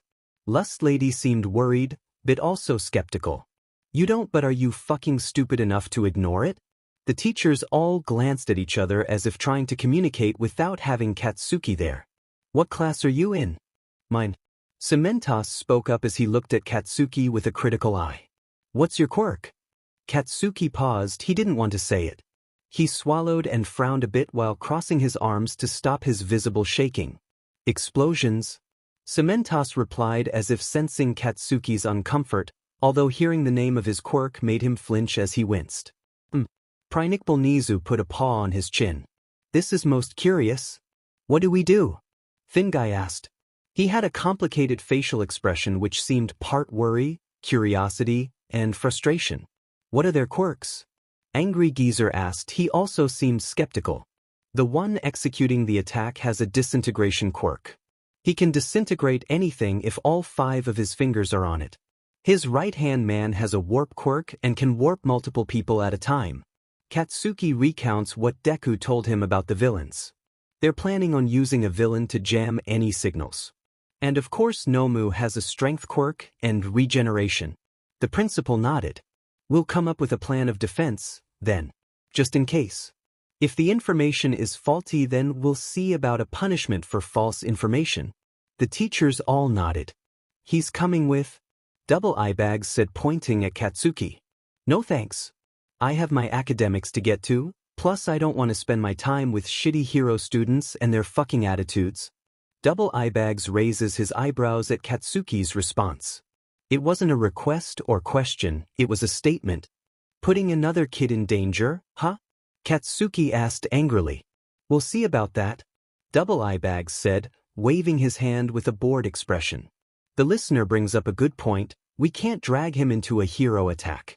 Loudmouth almost looked concerned. "That's not too heroic." Thin Guy agreed, looking down as he drifted off into though again. "Tashinori, we'll be careful," Double Eyebags said with a glare sent in Thin Guy's direction. "What a smart school," Katsuki murmured sarcastically. "He never asked to come with in the midst of a villain attack. I think that's a fine idea. However, if any harm comes to him, it's our fault," Principal Nizu stated. Katsuki could tell he was curious if the attack was real or not, and to him, Katsuki being there wasn't too much of a real concern. What amazing school. Katsuki even saw Cementos giving the slightest nod of his head. Of fucking course everyone agreed to go send off Katsuki to his death. It was his mistake in thinking the school actually cared about him. They really didn't. They can't do that. What the heck? Sending a student into a known attack? Deku cried out. He was clearly upset and kept protesting as if him screaming would change the minds of those in the room. "It didn't work. See you tomorrow, problem child," Double Eyebags said as Katsuki left the staff room as his teachers discussed a course of actions. Katsuki was in a frustrated state the rest of the day. He knew the school never cared about him, it should have been obvious. But he was so mad. Cementos had given Katsuki a few looks the rest of the day, but he had said nothing of what had happened earlier. On the way to his house, Deku kept talking to Katsuki about the unfairness that was implemented at the school. Katsuki frowned as they walked. He was angry. So angry. Though he actually had a place at the school, but then they throw him into danger and pretend as if he's just a liability at this point. Someone to throw around like any other. He hated it. Katsuki punched the wall he was next to. His hand hurt like a fucking bitch, but he deserved it. "Omigode kakanari keiki, do I need to gotta the doctor something? Ona thought looks really bedice broken?" Deku let out rapid-fire mumbles as he fret over Katsuki's injuries. The anger Katsuki felt before had dissipated after the punch into sadness. He should punch walls more often to remove his bad attitude. Hurting himself wasn't a good release is what anyone should tell him, although the only ones who would tell him that would be Deku and his parents. They didn't know him well enough to know that he deserved the pain.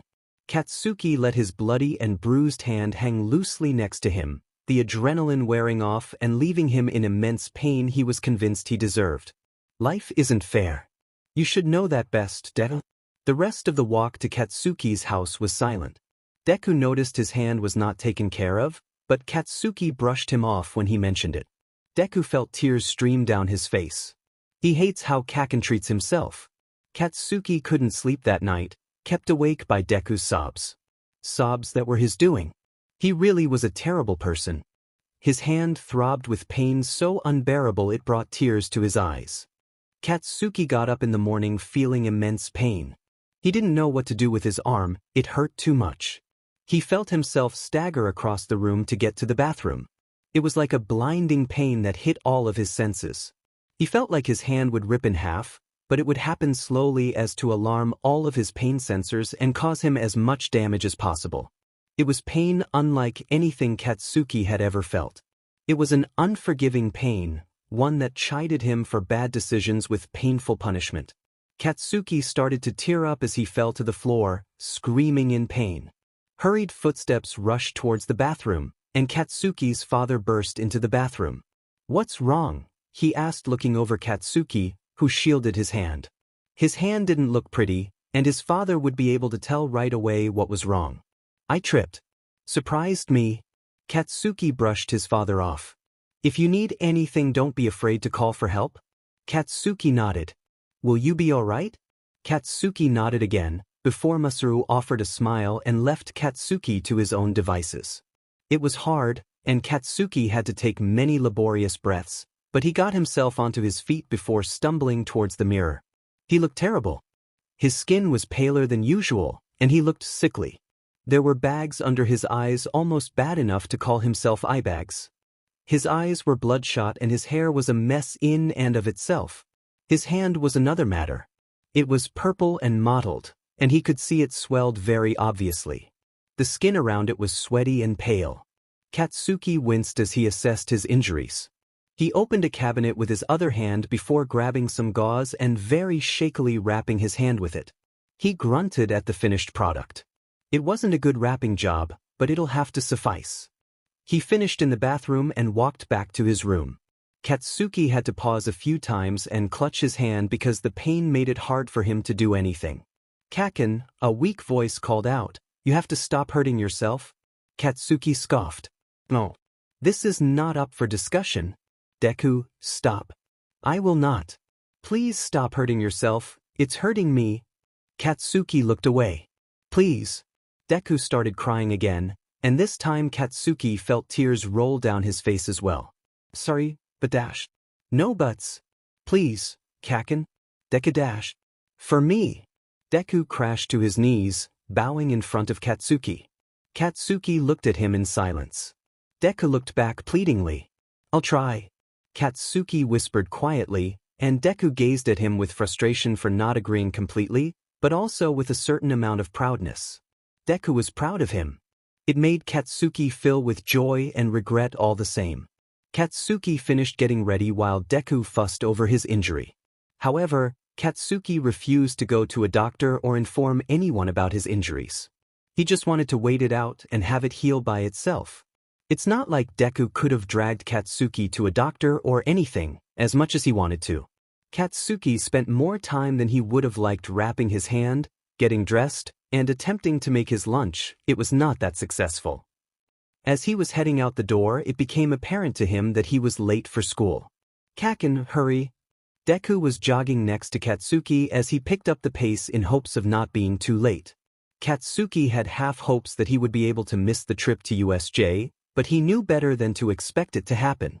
The villain attack would put teachers and students alike in danger, and Katsuki didn't want to be dragged into it. He wasn't heroic. He wasn't a hero student, he couldn't be good. He would be dead weight, and Katsuki knows he hates being weak, useless, and helpless. Yet, he is all of those things heading into a bad situation. The thought of it makes Katsuki shake. He's nervous and panicked. He doesn't want anyone to get hurt, but he'd prefer himself rather than any others. Katsuki made it to UA around 10 minutes late, but he still has enough time to be back outside for the trip. He sees a black bus in front of school, and he fills with dread. He forgot the fact that he's have to ride with Class 1A students. Students who annoy Katsuki with their presence. He rubs his forehead with his good hand. Now is not the time to worry about that.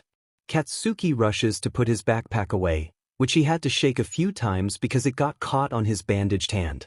The bandages also became looser, so he had to wrap his hand again, and since he was in a rush he re-wrapped them too tight, causing a spike of pain to shoot up his arm. He gasped and clutched his arm.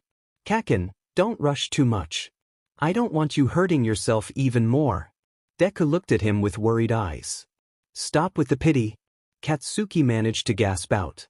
"You know it's not pity." Deku frowned. "We should get going."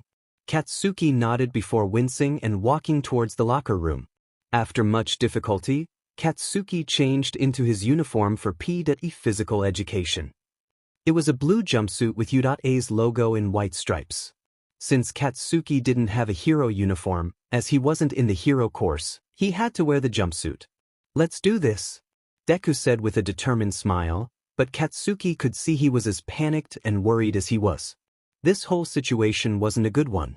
"Kaken, you have to promise me to use your quirk if you're in a dire situation." "No. I can't.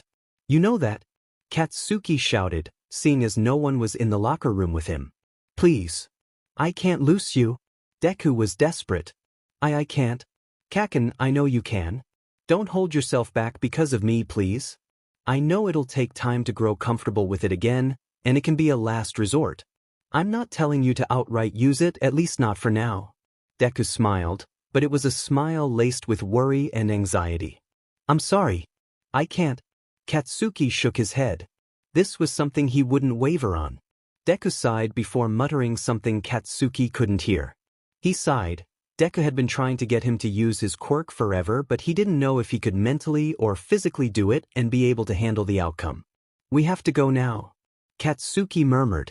Deku nodded and the two walked out together, taking a cloud of disappointment, worry, and frustration with them. Katsuki walked back outside, with his hand behind him.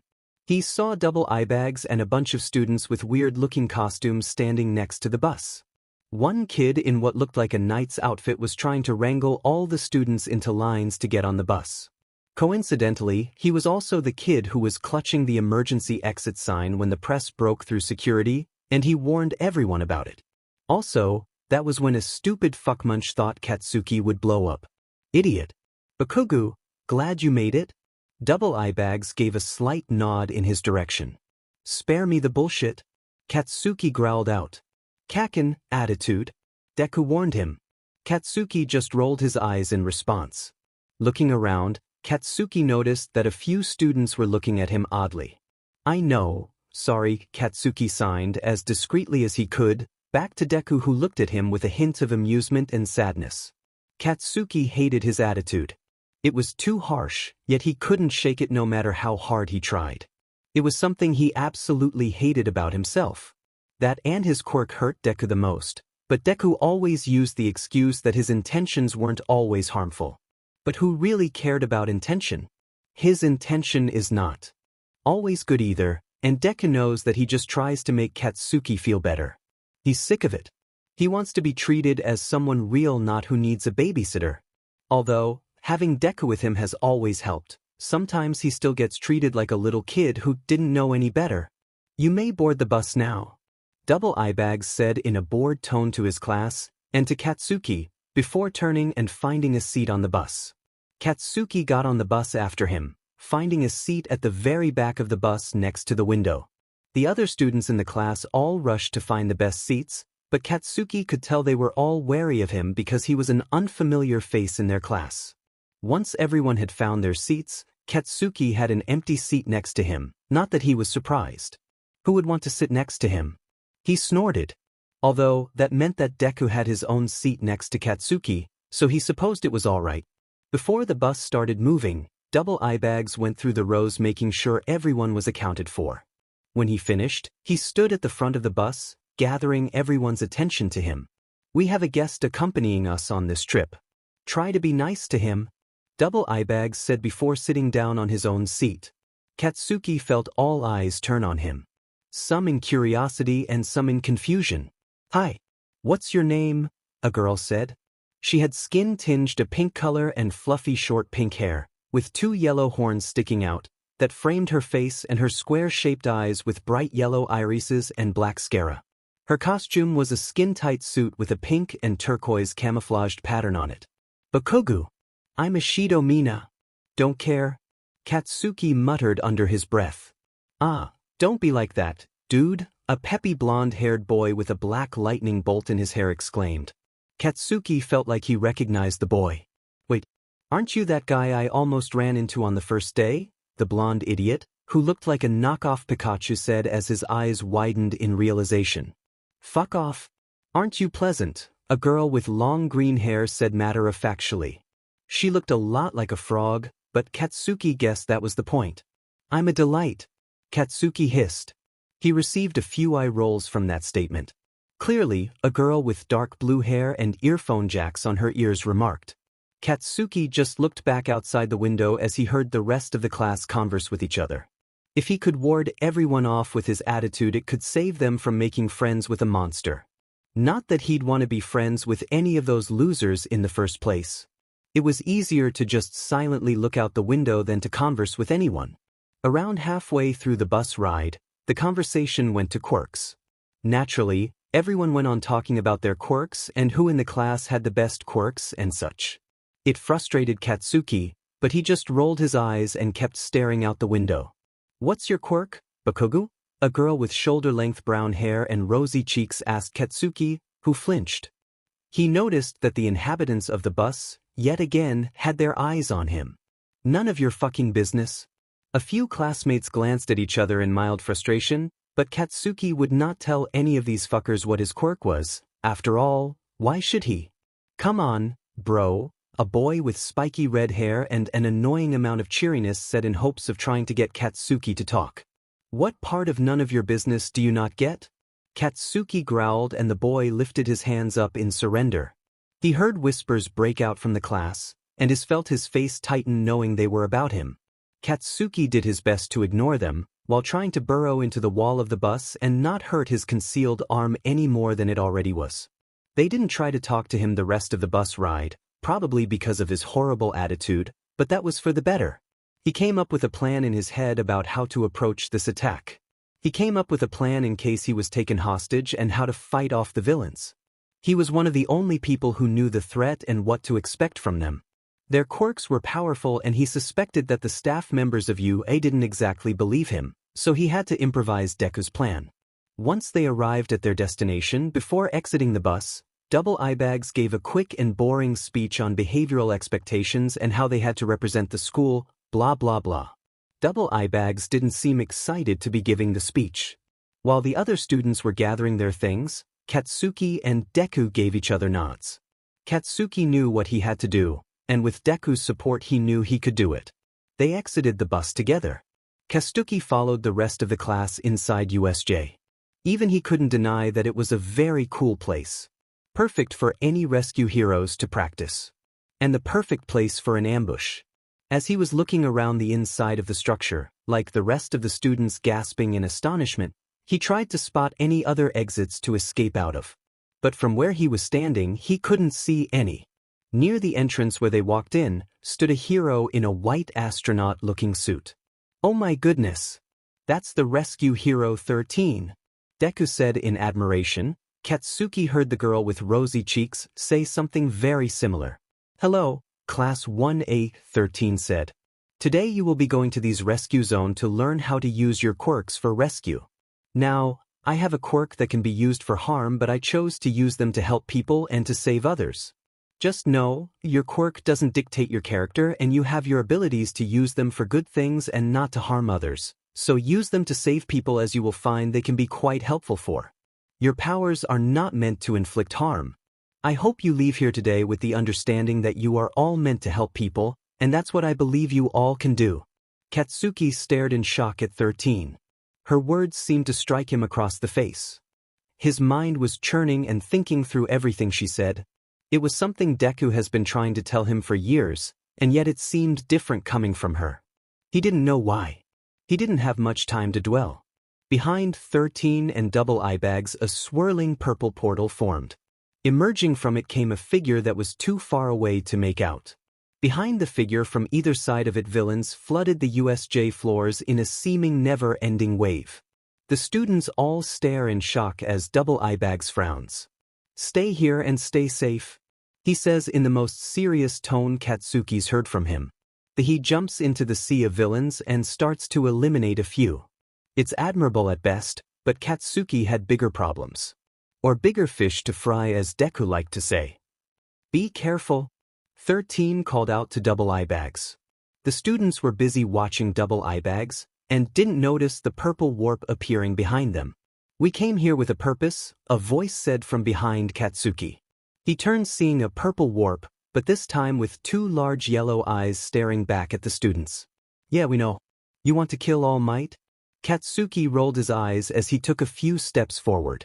The students looked at him in shock and disbelief. "Please spare us from the monologuing. You seem to know a lot. Oh, fuck off and send us to the different locations already. Not very heroic of you," the warp villain teased as he looked at Katsuki with amusement. The funny thing was, as much as the villain had hoped to get a rise out of Katsuki, it wouldn't work. "Looks like someone didn't do their research." Katsuki smirked. "I'm from General Studies, dumbass." The warp villain didn't seem too pleased by Katsuki's remark. He hadn't expected this, but that was the plan. To make the villains confused. Because now they don't know if Katsuki knows everything or little pieces of the story, and so they grow unconfident in their knowledge and abilities. It was quite smart, but then again that was coming from the one who though of it. "Too much talking," the boy with shitty red hair exclaimed before jumping forward and attempting to punch the warp villain. He attempted to punch, missed. However, that did leave the villain's weak spot open for a few seconds. A collar of metal which was completely solid and which could be used against him. Katsuki smirked as the warp villain activated multiple warps. Katsuki feels himself stumble as a swirl of dark purple surrounds him and overwhelms his senses. It sends a wave of nausea through him as he tries to grasp at something, anything. It's just an endless space of nothingness but purple. There is no solid ground, although it feels like there is. It only lasted a few seconds, but it feels like an eternity before Katsuki is back on solid ground and in an old building. The world seems to spin around him, but he knows he doesn't have the time to get readjusted. Looking around, his vision is a little doubled, but he can see that he's with the red-haired boy who decided to charge into battle against the warp villain. Katsuki also noticed villains surrounding the two. Yet, surprisingly, they weren't attacking. Shitty Hair gave himself a fist bump before taking a step forwards in hopes of defeating the villains. Katsuki's eyes widened as he pulled Shitty Hair back towards him. However, unluckily, the hand he used to do it was his bandaged hand, which was now, yet again, alight with pain. Katsuki flinched back, but he'd caught Shitty Hair's attention, so it didn't matter too much. "What are you doing?" he asked curiously. "Don't just charge into battle, dipshit." Katsuki whispered angrily into his ear, "They're not attacking for a reason." The redhead nodded before getting into an offensive position, but listening to Katsuki and not jumping into the fight. "Kaken, I don't think they know what your quirks are," Deku murmured with a hand on his chin. This was a part of the plan that he didn't have the information on. "What, that's stupid." "Of course they dash." Katsuki stopped himself from signing as he realized how that explanation made a lot of sense. He smiled at Deku, thanking him for the advice. "They don't know our quirks?" Katsuki told Shitty Hair, who nodded contemplatively. "What do we do then?" he asked, and Katsuki was glad that someone was actually listening to him for once. It was kind of refreshing. "I'm going to try something. If it doesn't work, then charge into battle," Katsuki whispered before walking towards the villains. Shitty Hair smirked and gave Katsuki a thumbs up as he walked forwards. "You know my quirk?" He looked around the room at the overconfident villains who were all murmuring to each other in confusion. "I'll take that as a no." Katsuki adopted a wicked grin on his face. "It's super dangerous, you know. All of you can fucking die." The villains seemed to smirk at that. "Oh yeah? What a bluff. Liar. Are you willing to bet?" Katsuki asked. "You don't know if I'm telling the truth or not. So, you might want to surrender before you get harmed." "That's rich coming from you," a villain shouted out, causing a few laughs and agreements. But Katsuki had the villains right where he wanted them. He gave a slight nod to Shitty Hair. Alright, well, it was your choice. Katsuki raised his hands and shrugged as Shitty Hair rushed into battle. Only a few villains seemed to be expecting it, but it was kind of sad how little of a fight the villains put up against Shitty Hair. He might be fucking annoying with his cheeriness, but he had a cool fucking quirk. Katsuki will admit to feeling guilty as Shitty Hair beat up bad guys and made a few odd, they were supposed to be funny, remarks as he fought. Katsuki just stood there and did nothing, except maybe punch a guy once or twice, with his good hand of course. Of course, Shitty Hair managed to defeat all the villains, although it would have taken a lot less time if Katsuki had been actually useful and done something for once. It hurt him to be so useless, but he couldn't use his quirk. Deku looked at him mournfully as if he had lost something, which he probably had long ago. That was awesome, man. Shitty Hair said as he panted. Your quirk's fucking cool. Katsuki nodded as he started towards the exit. Really? It seemed as though Shitty Hair perked up at those words. Yeah, you defeated those villains like nothing. Well, you distracted them. I couldn't have do it without you. Shut up. What was that? Nothing. Oh, anyways, we make an awesome team. Sure. Katsuki knew they didn't. He made a horrible team with anyone because he was incapable of doing anything actually useful. Especially with a fucking injured hand that he kept forgetting about and using, leading to more pain. Katsuki exited the building with Shitty Hair trailing after him. Once outside, Katsuki had no idea what to do. As per usual, his plan hadn't really gone as he had hoped, and so he had to improvise, and now he was at a loss of what to do. Over there, Deku pointed to an open courtyard with a fountain where Katsuki could see a large hulking figure. He assumed that was probably the most dangerous thing here. So, naturally he ran towards it. Wait up! Shitty Hair yelled after him, but Katsuki was too occupied to care. He noticed what the figure was doing. It was holding something down, and as Katsuki grew closer he realized it was holding down Double Eyebags, who looked as if he had been hit by a bus. There was too much blood all over, and once Katsuki saw red he glanced away in fear of his mind going back to the images he tried not to dwell on. Those of Deku's body.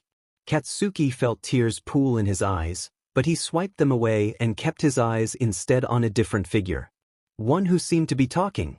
He had pale skin and light blue hair, and as he got closer Katsuki noticed the figure scratching at his neck occasionally, and because of that his neck seemed to be scratched up. It wasn't pretty. The weird part was that he had hands all over his body. Severed hands all connected and one placed on his face to block most facial features.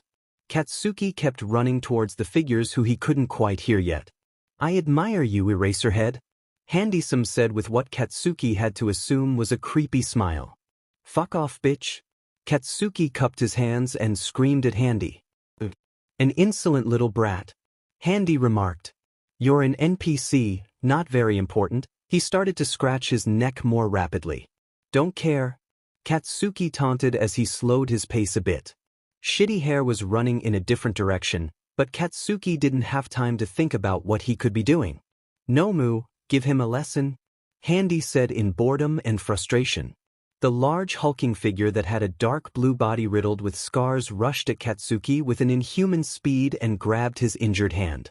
The Nomu started to squeeze and Katsuki saw his vision go haywire as he screamed out. In pain. It was unbearable, and Katsuki felt like he was about to die. He kept screaming, and he couldn't stop as tears fell down in face in waves. Kaken! Deku cried out as tears spilled from his eyes. He reached out, but Katsuki was too far gone in pain to notice. Katsuki could see his vision turning black and fuzzy around the edges as he was plunged into unconsciousness due to the extreme amounts of pain he was feeling. His body couldn't handle it and it decided to shut down, if not temporarily. Katsuki didn't know what happened, but when he opened his eyes again he was staring up at the frog girl he saw on the bus. His whole body ached and his hand was almost numb, but instead set with a faint tingling and an overwhelming sense of pain that sent waves of nausea through his body. Katsuki glanced at his hand and then had to jerk forwards as he threw up everything he could. His hand looked disgusting.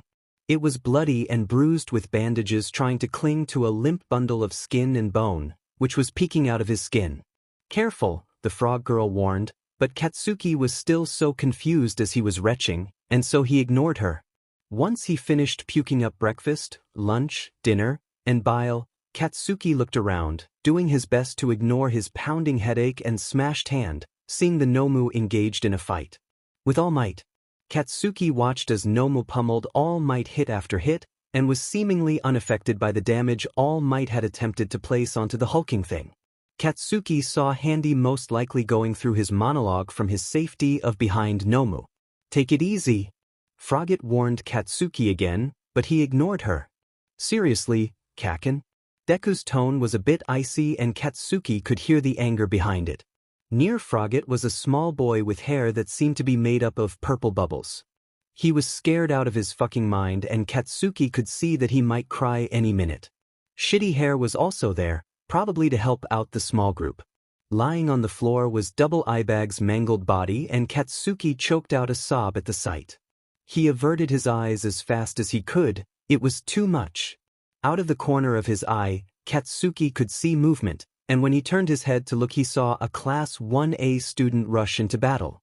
Katsuki vaguely remembers seeing this kid on the bus. He had half white and half red hair, over one of his heterochromia eyes was a burn scar. Katsuki watched with widened eyes as Candy Cane tried to help fight off the Nomu with all might. He shot ice from one of his hands, but it didn't go as planned. Warper decided it was a good time to get back into the fight and configured his warps in a way that had Nomu with his body split between two warps, trapping All Might in a precarious position. But that gave Katsuki the opportunity he was looking for. He ran forward as fast as he could, letting adrenaline take over and ease his pain. "Wait!" Shitty Hair called after him and reached for his hand, but Katsuki ran too fast towards the battle. Katsuki ran until he was within distance to jump on Warper, and he held him down by his metal collar with as much strength as he could muster. Although he felt like screaming due to his hand, it was better to ignore it all. Nomu moved before the warps could slice it in half, giving All Might the chance to escape it. "Burn it to stop regenerating." Katsuki cried out to All Might and Candy Cane, who winced to Katsuki's confusion. It was something Katsuki had thought about on the way to USJ. From Deku he knew about Nomu's quirks, and with some of Deku's thinking they figured out what could be a possible weakness and a way to stop its regeneration. All Might nodded, although he had no fire in sight to burn Nomu with. Katsuki watched as All Might kept fighting Nomi. He also observed Candy Cane turn his attention towards Handysome as Shitty Hair decided to run forwards and help him. "Don't let him touch you with 5 fingers. Katsuki warned them. His quirk was a dangerous one, but one which could be avoided if they were careful. As Candy Cane and Shitty Hair fought Handy, he taunted All Might and spoke about the power that Nomu held. Katsuki did his absolute best to hold down Warper and to keep him from trying to help his allies. During Handy's teasing, All Might seemed to come to a realization as his punches became so rapid all you see was a blur. "Students, back off," All Might ordered as Shitty Hair nodded and carefully made his way back to the small group. Candy Cane followed him, sliding on ice. Katsuki noticed that the small group was carrying double eye bags towards the entrance where Warper was blocking the students, but was no longer because of Katsuki holding him down. Although 13 seemed to be on the floor with her suit's back ripped out. Katsuki winced at the sight, but she seems okay, at least he hoped. All Might kept punching Nomu, and a few seconds later a hulking figure could be seen flying through the top dome of the USA. Katsuki stared up in wonder, and since he was distracted for a few seconds it gave just enough time for Warper to break free of his hold on him. "Shit!" Katsuki cursed as Warper warped next to Handy, who was looking at All Might in a frustrated manner. Steam seemed to curl from All Might, and he wasn't moving at all. He actually looked pretty weak. It was odd to see. "Run!" Deku seemed to realize that there was a split second of opportunity before Handy was going to reach towards an unmoving All Might. Katsuki didn't know who Deku was telling to run, or in which direction. So he ran towards All Might. Handy started to reach out towards All Might, but Katsuki threw himself between the two. Handy smiled wickedly before his hand touched Katsuki's cheek. Katsuki screeched, or was that Deku screaming? He couldn't tell. It hurt much more than he was expecting. And almost as an instinct, Katsuki's quirk activated. He stared in horror as a light erupted from his not-injured hand. The explosion threw Handy backwards and Katsuki clutched his arm in surprise. Tears flowed down his cheek. He didn't want to hurt anyone. He didn't mean it. He didn't want it. He hated it. Tears fell down his face as he stared at his hand with horror. He felt nauseous and he couldn't stop himself from retching on the ground next to him. He ignored his hand and bleeding cheek as his eyes stayed wide and his arms fell to his sides as Katsuki kneeled on the ground in a fit of sobs. He couldn't do it. That was when the other pro heroes had finally decided to make their appearance. As Handy tried to approach the crying Katsuki, he got shot right through the hand. Shigaraki, we must go. There are too many. Warper dragged Handy towards him. No. Kurogiri, we're so close. Wait. Handy struggled and sent a deadly glare at Katsuki and All Might. Warper opened a warp and the villains were gone. Katsuki is left on the ground with All Might behind him. He tries to control his breathing, in and out, in and out, in and out. Kaken, Deku calls out, but Katsuki doesn't look up. Kaken. Katsuki raises his head a little. Look at me. Deku sounds angry, and Katsuki looks him right in the eyes as a few tears make it past his eyes. I understand things are hard for you, but I hate having to see you hurt every damn day. I love you all. I don't want anything bad to happen to you, and I may be overprotective because I don't want what happened to me happen to you. I've long forgiven you, so get that in your fucking head. Your quirk is dangerous, but like what 13 said, it's what you choose to do with it.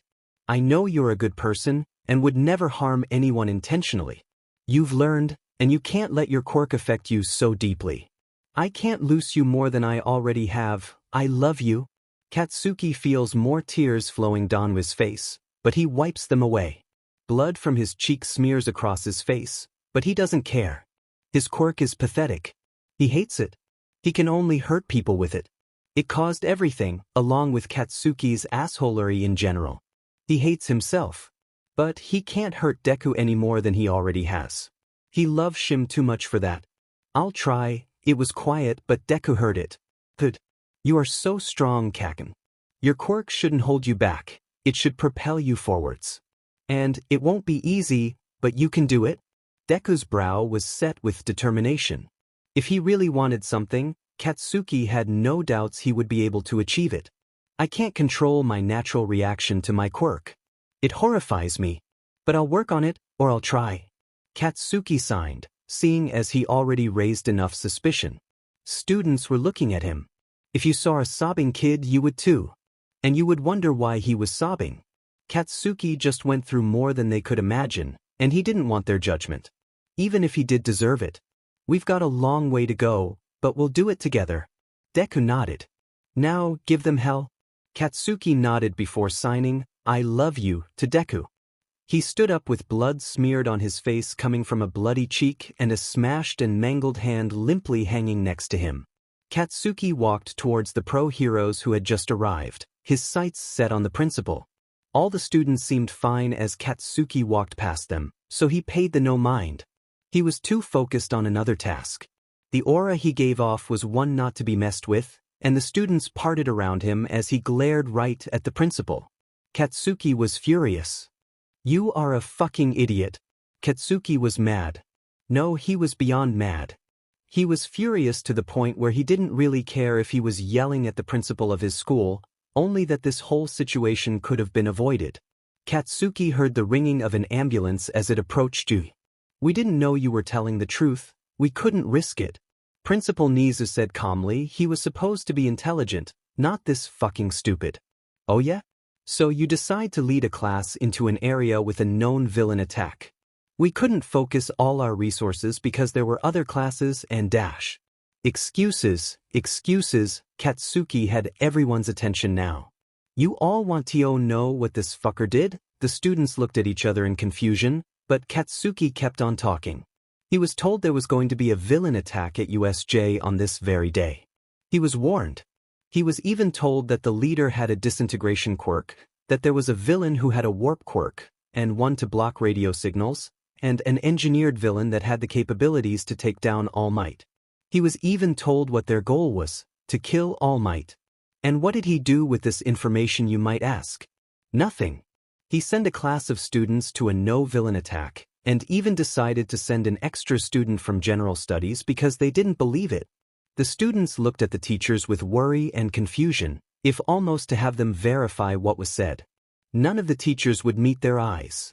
They could see Katsuki visibly steaming with anger. As the paramedics came and took double eye bags onto a stretcher to minimize his injuries, one came up to Katsuki for his forehead and crushed hand. But he waved them off because he wasn't done yet. Proud now? Are you happy that the information about the villain attack I gave you was true? Happy you got one of your teachers hurt so badly that he looks like a mangled corpse? He was close to death, and you could have stopped it if you weren't such pathetic assholes. The teachers seemed to flinch at Katsuki's words. He knew mentioning double eye bags might not have been the best decision, however he needed them to understand what he was saying. It could have been a lot worse, but we came in time. Go to the paramedics and get cleaned up, a pro hero said to Katsuki. Hell no. Don't get confused here. You guys did jack shit. It wasn't worse because your students are actually capable, not because of your own talents. Some of the teachers had the audacity to look ashamed and apologetic, meanwhile the students were shocked and also tired. It had been a long day and a long attack, even more so since learning this new information. You all have your jobs to do. I get it. But if you're going to do them well. This is supposed to be a school. You're supposed to protect students, not throw them into a danger you've been warned of. Honestly, I wouldn't be surprised if any of your precious students decides to become a villain. With the way you're treating them, it makes sense. This attack is on you. Katsuki knew his words hit the heroes with a heavy blow, but he was done sugarcoating things. Bakugo, I'm sorry for allowing you to attend this field trip, Cementos said as he bowed at Katsuki.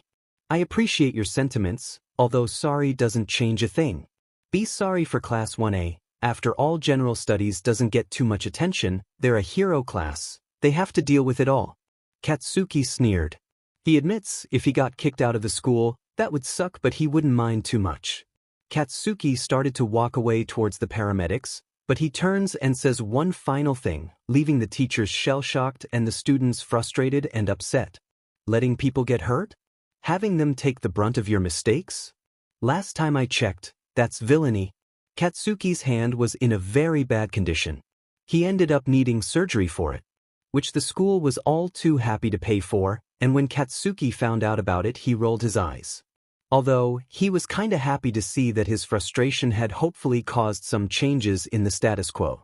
Although, he had to stay in the hospital for a few checkups before he was free to go.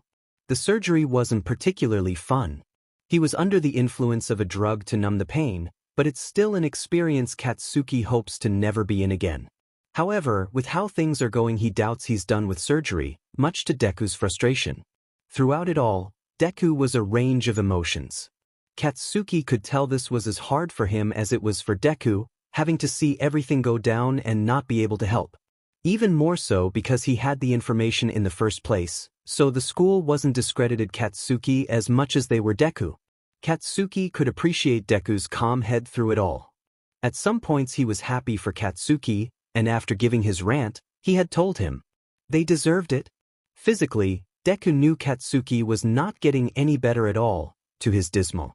However, Deku liked to think that Katsuki had grown mentally and was becoming stronger, and Deku couldn't have been happier about it. Katsuki knew the nerd was ecstatic about the prospect of Katsuki using his quirk, and possibly visiting his auntie Inko. Katsuki hadn't had the time to do so recently, however Deku still pressured his about it. And so did his parents. He was proud that Katsuki was willing to try with his quirk, maybe.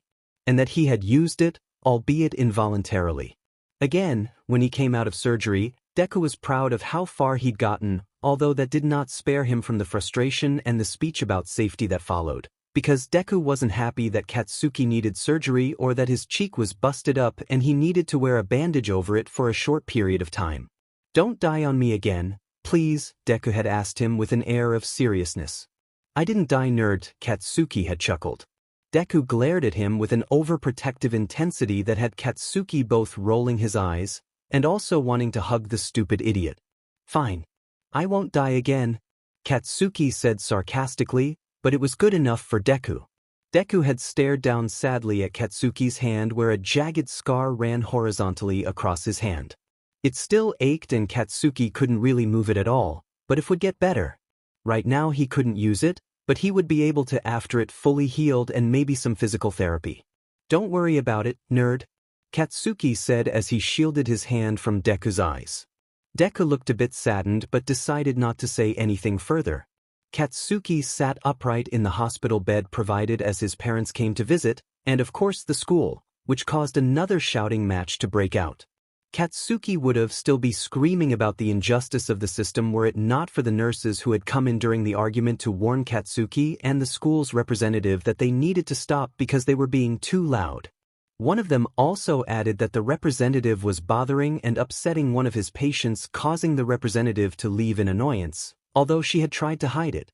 The nurse had given Katsuki a wink afterwards, and he gave him a gracious smile. When his parents had visited, they were worried for him. Then Katsuki was a bit worried for the school. Because of course Mitsuki blew up when she learned what had happened, and although it was a bit troublesome and required Musser to hold her back, Katsuki was glad that she still had some of her old fire, which he had to inherit, naturally. Mitsuki was a smart woman, and she might not be the best when it came to emotions or her son, but she was trying. And in this case her way of trying was yelling at the school because while they were all in their safe campus in their tidy white ease, her son and other students were thrust into a knowing danger and were not warned about it, causing the harm of Katsuki and one of their own teachers, not to mention the mental trauma all the students went through. Katsuki could be seen smirking throughout the whole exchange. It really was quite amusing to see trained representatives from the school cower in front of his screaming mother. Masaru didn't hold her back too much, which was one of the ways he communicated his agreement, along with chiming in every so often in a tone Katsuki had never heard of. His father was always the calm one, but he seemed just as angry as Mitsuki, if not even more so. Geez, I almost wish I could have my shot at yelling at them too, Deku murmured, causing Katsuki to laugh. Overprotective idiot, you know I can handle myself. Yeah, but I want to yell at them. Katsuki nodded in understanding.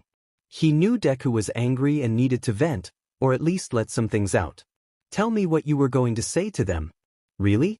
I don't want you to get angry. Nerd, I don't say things I don't mean, Katsuki said with a snort, before his eyes widened. Thoughts began to race through his mind as he realized what he had implied. He had implied that when he told Deku to kill himself he meant it. But he didn't. It sounded like he did though. All the insults and jabs, had he really meant it? If that was true, what was wrong with him? He was a monster, no lying about it. He couldn't believe it. He never wanted those outcomes, he never wanted to hurt Deku, but did he? Was he lying to himself? He couldn't be. Deku only brought him joy. But he didn't always. What had happened to change things? He did care, he couldn't. What? Katsuki couldn't breathe as he frantically struggled to get air in his body. He was a monster. He couldn't believe it. That's what he was. All along. Katsuki closed his eyes and placed his head in his hands. It was all too much, he was too warm. Katsuki threw the blankets off of him, but he still didn't feel quite right. He couldn't do it. Kaken. Deku was crying. Or was he crying? He couldn't quite tell. Stop it. Katsuki clenched his eyes shut. He wanted it all to go away. Listen to me. Deku screamed. I've forgiven you. You need to breathe. It didn't happen immediately, and took much longer than he would have liked, but Katsuki managed to calm down a bit. It allowed his breathing to become more regular and controlled. Kaken, it'll be okay. Deku looked at him solemnly. Katsuki nodded, but he wasn't sure if those words were genuine or not. Or if they were truthful anyways. Tell me about what you were going to say. Katsuki choked out. Deku nodded and started to rant on and on about the injustices and the school's bad system.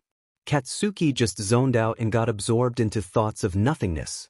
This time, though, was more comforting as he heard Deku's voice and enjoyed his company. He knew it was getting worse. He kept going into panics, and even as he laid in the bed he felt himself shaking.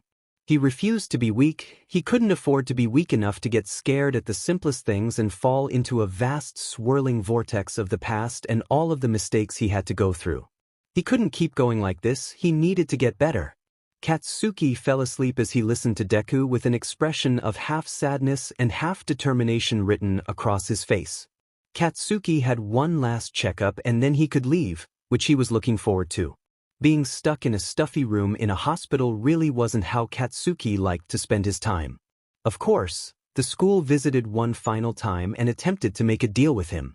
When they asked if he would be quiet about this whole issue and his injuries sustained because of the school's incompetence, Katsuki refused it immediately. He didn't care about the money which they had offered. His parents were fashion designers after all, and he didn't need more, especially in exchange for his silence.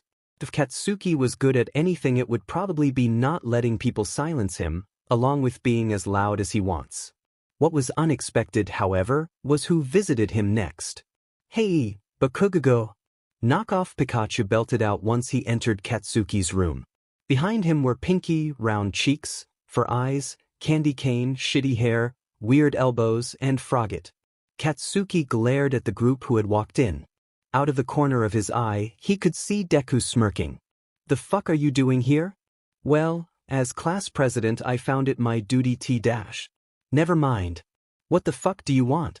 Katsuki was getting a little frustrated. He didn't like having strangers barge into his hospital room for no reason. "Thank you." Shitty hair blurted out. "What?" Katsuki was confused. He looked at the group quizzically. They all seemed a bit nervous and shy. Except for Candy Cane, he looked like he didn't want to be there at all, which made Katsuki even more frustrated. "We wanted to say thank you. You know, for all you did for our class. It's crazy that they did nothing to stop the attack, but you worked to keeping us safe and we are grateful for that." Pink Cheeks bowed as she spoke for the group. "Yeah, you're super manly. Even if you act like an asshole. Kaminari." Whoops. The group started to tease each other a little, but Katsuki was frozen. They were grateful for him? When he didn't help at all, and did nothing to warn them. They appreciated the little he could do. Katsuki looked back towards Deku, who gave him an easing smile. "They're not wrong." He said it softly, but Katsuki still heard him. He bit his lip before turning back to the group. He didn't believe they were right, and although he knew Deku was trying to help him, he didn't need it. Dude, stop." Knockoff Pikachu whined as weird elbows taped his hands together to stop him from waving them around like they were. Katsuki had no idea what was going on, but he faintly smiled at the antics of the group. After a little bit they calmed down, seemingly realizing they came to the hospital for a reason not to fool around. Katsuki remembers zoning out while Four Eyes gave him a little speech on something he didn't even remember. It had something to do with safety and gratefulness, maybe? "We're glad you're doing okay though." Weird elbows interrupted Four Eyes, who seemed to be willing to talk forever. Katsuki didn't really remember seeing weird elbows that much, but he probably was friends with the rest of the group, so he decided to come along. Katsuki nodded at what he said, before observing the fact that Candy Cane had been silent the whole time and was staring at him analytically. "Seriously, dude. When one of the students said you were going to explode during the evacuation, I was super worried." Shitty Hair said, making Katsuki tense up as the other students in the room agreed with him. Deku sent Katsuki a worrying look, but he didn't want the pity. "Although, man, you have such a cool quirk. You just blasted that villain like it was nothing." Shitty Hair exclaimed, seeming to be excited for Katsuki. Katsuki froze on the spot. His breathing was becoming shaky. He didn't know anyone had saw him, but it looks like he was wrong. This was bad. Super bad. "Get out," Katsuki said firmly as he glared. "What? But what did we do? I said get out," Katsuki yelled. "All of you." The group sent him worrying and confused looks as they filtered out of the room. Shitty Hair looked ashamed, but Katsuki wasn't in the right mind to even try to make him feel better. He had his own problems to worry about. And one of them was the fact that Candy Cane was still standing there. "Don't you understand? Get OU dash." Katsuki was furious that he dared to go against his wishes, especially because he needed them to leave. "I know how you feel." Candy Cane interrupted him with a sad look on his face. "I'm going to beat you." "What the fuck?" Katsuki asked in confusion. "You'd make a good hero." Candy Cane frowned as if he was upset by what he had said. "Leave." Katsuki was angry. How dare these students burst in and Deku looked at Katsuki as if he was thinking very deeply, and Katsuki knew he probably agreed with those assholes. All Katsuki wanted to do was curl into a little ball and cry for the rest of his life until he dies. It sounded petty nice. Although there were a few problems with that. First of all being Katsuki didn't want to seem weak. It was pathetic of him to do that and very stupid. He wasn't supposed to be weak, although he was a lot weaker than he wanted to be. And he couldn't let go of Deku's dream. He had to make it to the top and help people, but he wasn't good enough to be a hero. He was too pathetic for that, too mean, too aggressive, too selfish. It was too wrong and Katsuki was too imperfect for it all. The second problem was that he had another visitor. Nothing could have prepared him for who walked through that door with a worried smile on her face, wrinkles from years of worry and distress. The woman was a bit rounder with dark green hair pulled into a half bun on the back of her head. She seemed determined and fierce. Deku's eyes shone with unshed tears at the sight of her, as his thinking face disappeared in favor of a face of longing that sent stabs to Katsuki's heart. Midoriya Inko had walked through the door. And Katsuki was trapped. Inko sat down in the chair next to Katsuki and offered him a smile. He didn't return it as he stared at the woman he probably feared the most in his entire life with a shocked expression on his face. He couldn't believe she had just walked in the door and now he had to interact with her. And she hates him because of how much of a terrible person he is and what he did. And it's all his fault. But she didn't throw any insults at him. She didn't even utter a single word. Talk to her. Deku hissed to Katsuki. This is your chance, and you can't blow it. Katsuki gulped. Deku sent him a pointed glare, and opened his mouth to try to convince Katsuki, but someone spoke up first. We don't have to talk if you don't want to, Katsuki. She said it in a soft, comforting tone. But, still, Katsuki felt himself flinch once she spoke. Katsuki knew she didn't walk in for nothing. She had something to say to Katsuki, and she was going to say it. Katsuki knew he couldn't resist it and he had to stop being pathetic. Like Deku said, this was his chance, and Deku hadn't heard Inko's voice in so long that Katsuki felt like he owed it to him to say something, anything, to Midoriya Inko. Even if she made him feel shittier than he already did, it had been a few months and Katsuki knew she was hurting even more than Katsuki was. Katsuki knew he had to speak. But it wasn't easy. She terrified him even more than he'd care to admit. So he had to muster up enough strength and ease himself enough before stammering a reply to her. No, it's all right. I don't want to pressure you. Inko looked sad. Incredibly sad. It's all right. Both Katsuki and Deku said at the same time, but while Katsuki was talking to Inko, he knew Deku was talking to him. You know, when I heard you were in the hospital I was so worried. Inko looked at him and that's when Katsuki could see the full weight on her shoulders. Her eyes were dark and they had bags under them, not to mention the way Inko's shoulders hunched like she had been holding up the sun her whole life, and now that it was gone all she left of it were her hunched shoulders right where the sun was supposed to be. The analogy wasn't too far off. Why?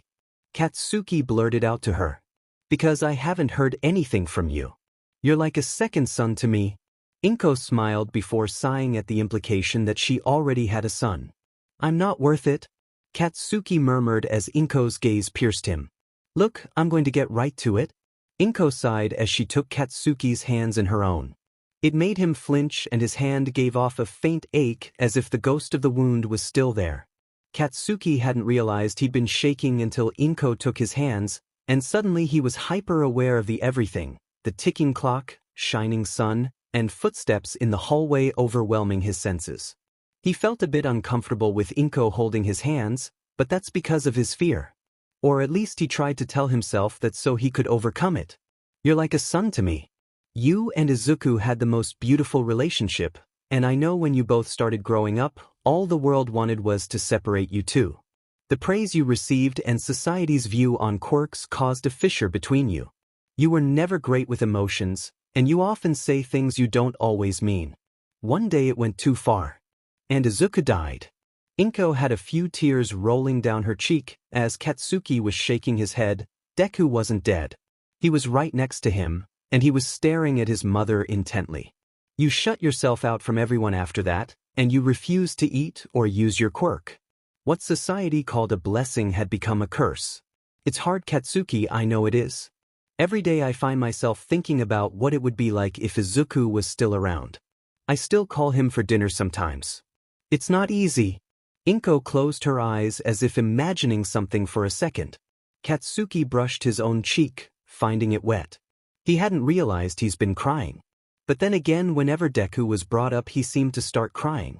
It was probably the nerd's curse. I want you to know that it was your fault. You let people get to your head and you let society steer you down a dark path.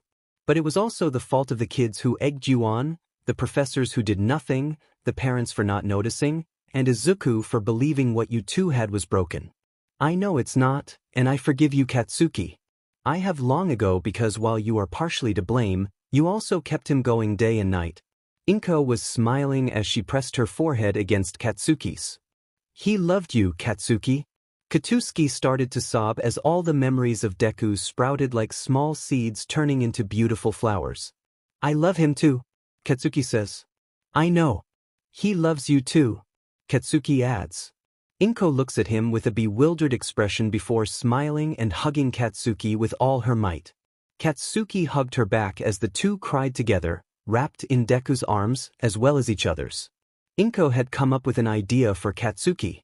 He would write down every memory of Deku he had, big or small, into a journal. Even if it was Deku's favorite ice cream flavor, which was strawberry, or maybe the one time he got his wrist stuck in a fence's chains and wouldn't stop crying about it. It was a good idea, and Deku even helped him out with it, although that might have been cheating. Deku seemed to be a bit happier now that Inko and Katsuki had repaired their relationship, and Katsuki's parents seemed just as happy. And if they never told Katsuki that they gave Inko weekly updates on his well-being? Well, that was okay. It would all be okay. Even if Katsuki realized he should probably apologize to the students who visited him. Nah, it'll be fine. Extra. You know, I don't think it was me who kept him going. Katsuki marveled. Of course it was, what are you saying? Inko exclaimed. Maybe it was me. Katsuki hummed. But then it was me and All Might.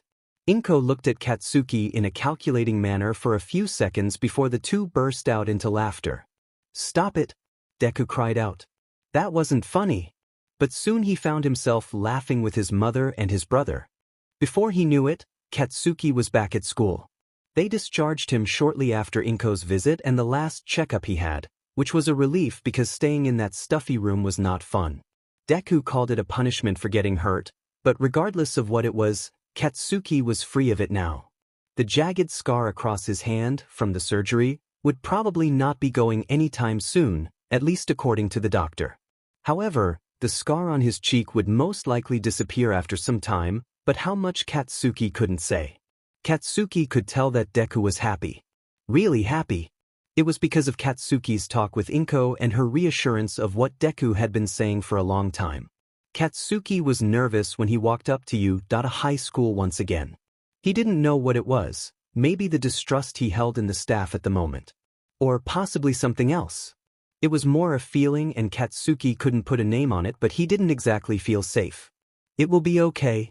Deku smiled at Katsuki with an underlying tone of, don't be too insecure now, please. Yeah. Katsuki looked up at the large sprawling structures in front of him. Deku nodded. Go give him hell for me, Kaken. Already planning on it? It was something very bold to say, but Katsuki knew it was the answer Deku was hoping for. A glimpse into a different Katsuki, one who was a bit more aggressive and a bit happier. Katsuki straightened his posture as he walked into UA. A lot of students ignored him, but others seemed to whisper, and it felt as though the whispers, however faint they were following him. Katsuki just powered on to put his backpack away, and then to Class 1C. It was only after he had sat down and let go of a breath he hadn't realized he'd been holding in that he saw eyebags walking towards his desk. What happened to you? He asked. A's incompetence. Katsuki replied harshly. The harshness wasn't directed at eyebags but instead said with frustration. Eyebags sent him a look of amusement and confusion. Sounds like someone's unhappy. You know it. Katsuki huffed out as he crossed his arms and leaned back in his chair.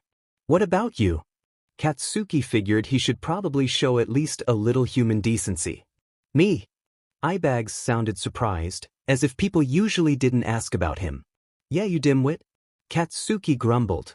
Pleasant as always, I see. Eyebags smirked. No, but I'm fine. Katsuki raised his eyebrows at Eyebags. The way he said it didn't make it seem like he was fine, but he knew he shouldn't press. The two sat together in silence for a little bit, before Eyebags said one more thing. You're a real asshole. Katsuki looked at him with a look of confusion and amusement. He opened his mouth to reply with a witty remark, but Cementos had walked into the door before he could. Good morning, sensei. The class echoed, but Katsuki just crossed his arms before leaning back in his seat. Throughout the morning, Katsuki did his best to ignore the concerned and pitying glances from Cementos. But he still noticed them, and so he decided to just zone off as Cementos gave his spiel on upcoming events and anything important. I'm sure you have heard of the attack on Class 1A. Cementos was looking right at Katsuki, who decided to pay attention. Although it was something horrible, you all still have the sports festival to look forwards to. There is the opportunity of transfers into the hero course if that is what you are interested in. The class started to whisper among each other, but Katsuki narrowed his eyes before smirking. He was going to win that fucking festival, and when they asked if he wanted to transfer, he'd stun them with his unchangeable. No. Yeah, Katsuki was going to bring fucking hell to them. The thought of it almost made him feel giddy. Cementos looked at Katsuki thoughtfully before stepping back, allowing Present Mike, who Katsuki didn't know entered the room, to start his lesson plan. Katsuki didn't really care for his lesson, so instead he planned out what he'd be doing for the sports festival. He knew Deku wanted him to use his quirk, but it wasn't an option at the moment. He had to beat everyone quirkless, he just had to. Katsuki looked down at his desk full of focus. He always avoided watching sports festivals. He had no use, but because of that he had no idea what to expect. He'd just have to train harder than anyone else. And well, that wasn't hard. Katsuki knew he could beat everyone in general studies, regardless of their quirks. He already knew what they were, and so he'd have to go into Deku mode and analyze Class 1A and the other classes. He'd gain more equal ground that way with Bakugu. Present Mike shook Katsuki from his thoughts. What? Katsuki asked gruffly. Please answer the question on the chalkboard. Katsuki grumbled his protests before answering Present Mike's question. The rest of the morning passed by slower than Katsuki had wanted, probably because of the pitying and angry looks some of the teachers gave Katsuki.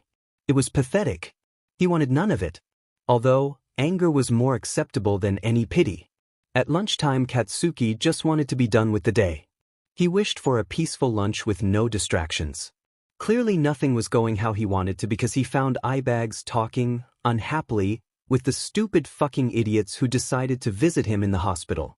The second Katsuki saw them, he turned around completely. He didn't want to talk to them at all, so instead he sought out a different lunch spot. He wasted a few minutes trying to find someone he could eat lunch by himself, before Deku gave him an option. How about the roof? Deku mused. It works. Katsuki grunted as the two made their way to the roof for lunch. There is a nice breeze outside as Katsuki sits in the very middle of the roof. He smiled a little bit. It was a nice day, except for everything that had happened so far. Deku walked towards the edge of the roof with a curious look on his face. It was a quite peaceful day, he observed. There was a soft murmuring of students walking around the campus, and a few teachers slipping into classrooms. It was the kind of environment that was comforting and inviting. It was what Deku would have wanted if he could have had it. Even simply watching the happy grins and glee laughing put him at ease. Katsuki was lucky to be here, regardless of shitty staff members. Katsuki hadn't realized Deku was standing near the edge until after he had set his lunch down and sat next to it. If you want a quirk that badly, why don't you take a swan dive off the roof and hope for one in your next life? Katsuki screamed as he stumbled forwards with the hopes of reaching his friend. Stop! Deku turned his head with confusion at Katsuki's words. He turned his head back as he observed Yudare's campus. All of a sudden it struck him. Katsuki was afraid. He was scared with Deku being so close to the edge. He thought he was going to jump. Sorry, Kaken. Deku said sheepishly as he scratched the back of neck. He took a few steps backwards before turning back around. Katsuki's face began to twitch as his face was set with a deep frown. Be fucking careful, and don't go near the edge again. Katsuki ordered Deku harshly. Didn't know you had control over me. Deku muttered sarcastically, but Katsuki just sneered at him before sitting back down next to his lunch. Deku laid on his back next to Katsuki, staring up at the sky. What does falling on a cloud feel like? Katsuki's face visibly softens. Probably like falling through mist, dumbass. Sure. But would it? You're a fucking idiot. You know you love me. Deku flipped his body so that he was on his stomach and looked at Bakugo with wide puppy eyes and his hands positioned to frame his face. I can take it back. You wouldn't. Deku narrowed his eyes. Sure. After a few seconds of silence, Katsuki shifted his body so that he was lying on the ground next to Deku, with his back pressed against the solid roof. It was nice to be in each other's company as they sat together for a few minutes. Katsuki felt at peace as the breeze rolled over him. Kaken, Deku said, breaking the silence. I need to talk to you about something important. Katsuki gestured with his hand to get Deku to continue talking. Deku sighed heavily before speaking. Look, I understand you want to make it to the top and win the sports festival without using your quirk, but you can't. Katsuki furrowed his brow and opened his mouth to say something. Let me finish. Deku ordered. As a kid I always wanted to be a hero and to save people, but I never worked towards it. I sat around wishing and whining for something to change. I understand that more now. I would have never been able to make it to Udata hero courses, and I wouldn't stand a chance at the sports festival unless I had support gear and worked my butt off every day to get stronger. That's how society is. Bullshit. Katsuki grumbled as he sat up. It's not. Deku yelled, you keep idolizing me, like I was some perfect person. I'm not even close. You keep an image of me as that quiet, smart, and clingy nerd, but ignore all my imperfections. You claim it's all your fault even though I had a stake in it too. Stop placing all the blame on you. If it wasn't you who bullied me, it was going to be someone else. Katsuki looked at Deku in shock. Never. That again. Katsuki screamed. You fucking Deku. You really think it's your fault? It's not even close. Whatever, Deku snapped harshly. I'm not perfect, and I wasn't strong enough to fight back. That's my fault. No. It was never your fault, Katsuki fumed as he stood up. You're missing the point. Deku said in an exasperated tone. I'm not perfect, and I wouldn't have been able to make it as far as you have. I share some of the blame, whether you think so or not. And by not using your quirk you're hurting me even more. That's not true. My quirk only hurts people. Katsuki put his hands on his head as he panted heavily. You're wrong. Deku had tears in his eyes. I never had a quirk, and by not using yours it's disgraceful. Katsuki looked at Deku in shock. You're not using what I always wanted. Deku stood up and turned his back on Katsuki. It's ironic really. Why can't you see? Deku shook his head. Why can't you see? If you don't use your quirk you're taking for granted what I have always wanted to have. You're wasting it. It's the biggest disgrace to me. Deku turned around, and Katsuki saw how broken the boy looked. His eyes were red and tears streamed down his face. You're my hero. Deku smiled faintly. But you have to be your own hero too? Katsuki dryly chuckled. What's that about idolization? I am a bully, yet you only see between the lines. You see what could have been, not what did happen. I've been a disgrace to you all of my life, and I don't know if that will ever truly change. A few tears slipped down Katsuki's cheeks. No, Kaken. I saw what others refused to see. You think that, but it's wrong. All along through my life I thought you were looking down on me, and yet you were my hero all this time. I'm no one's hero.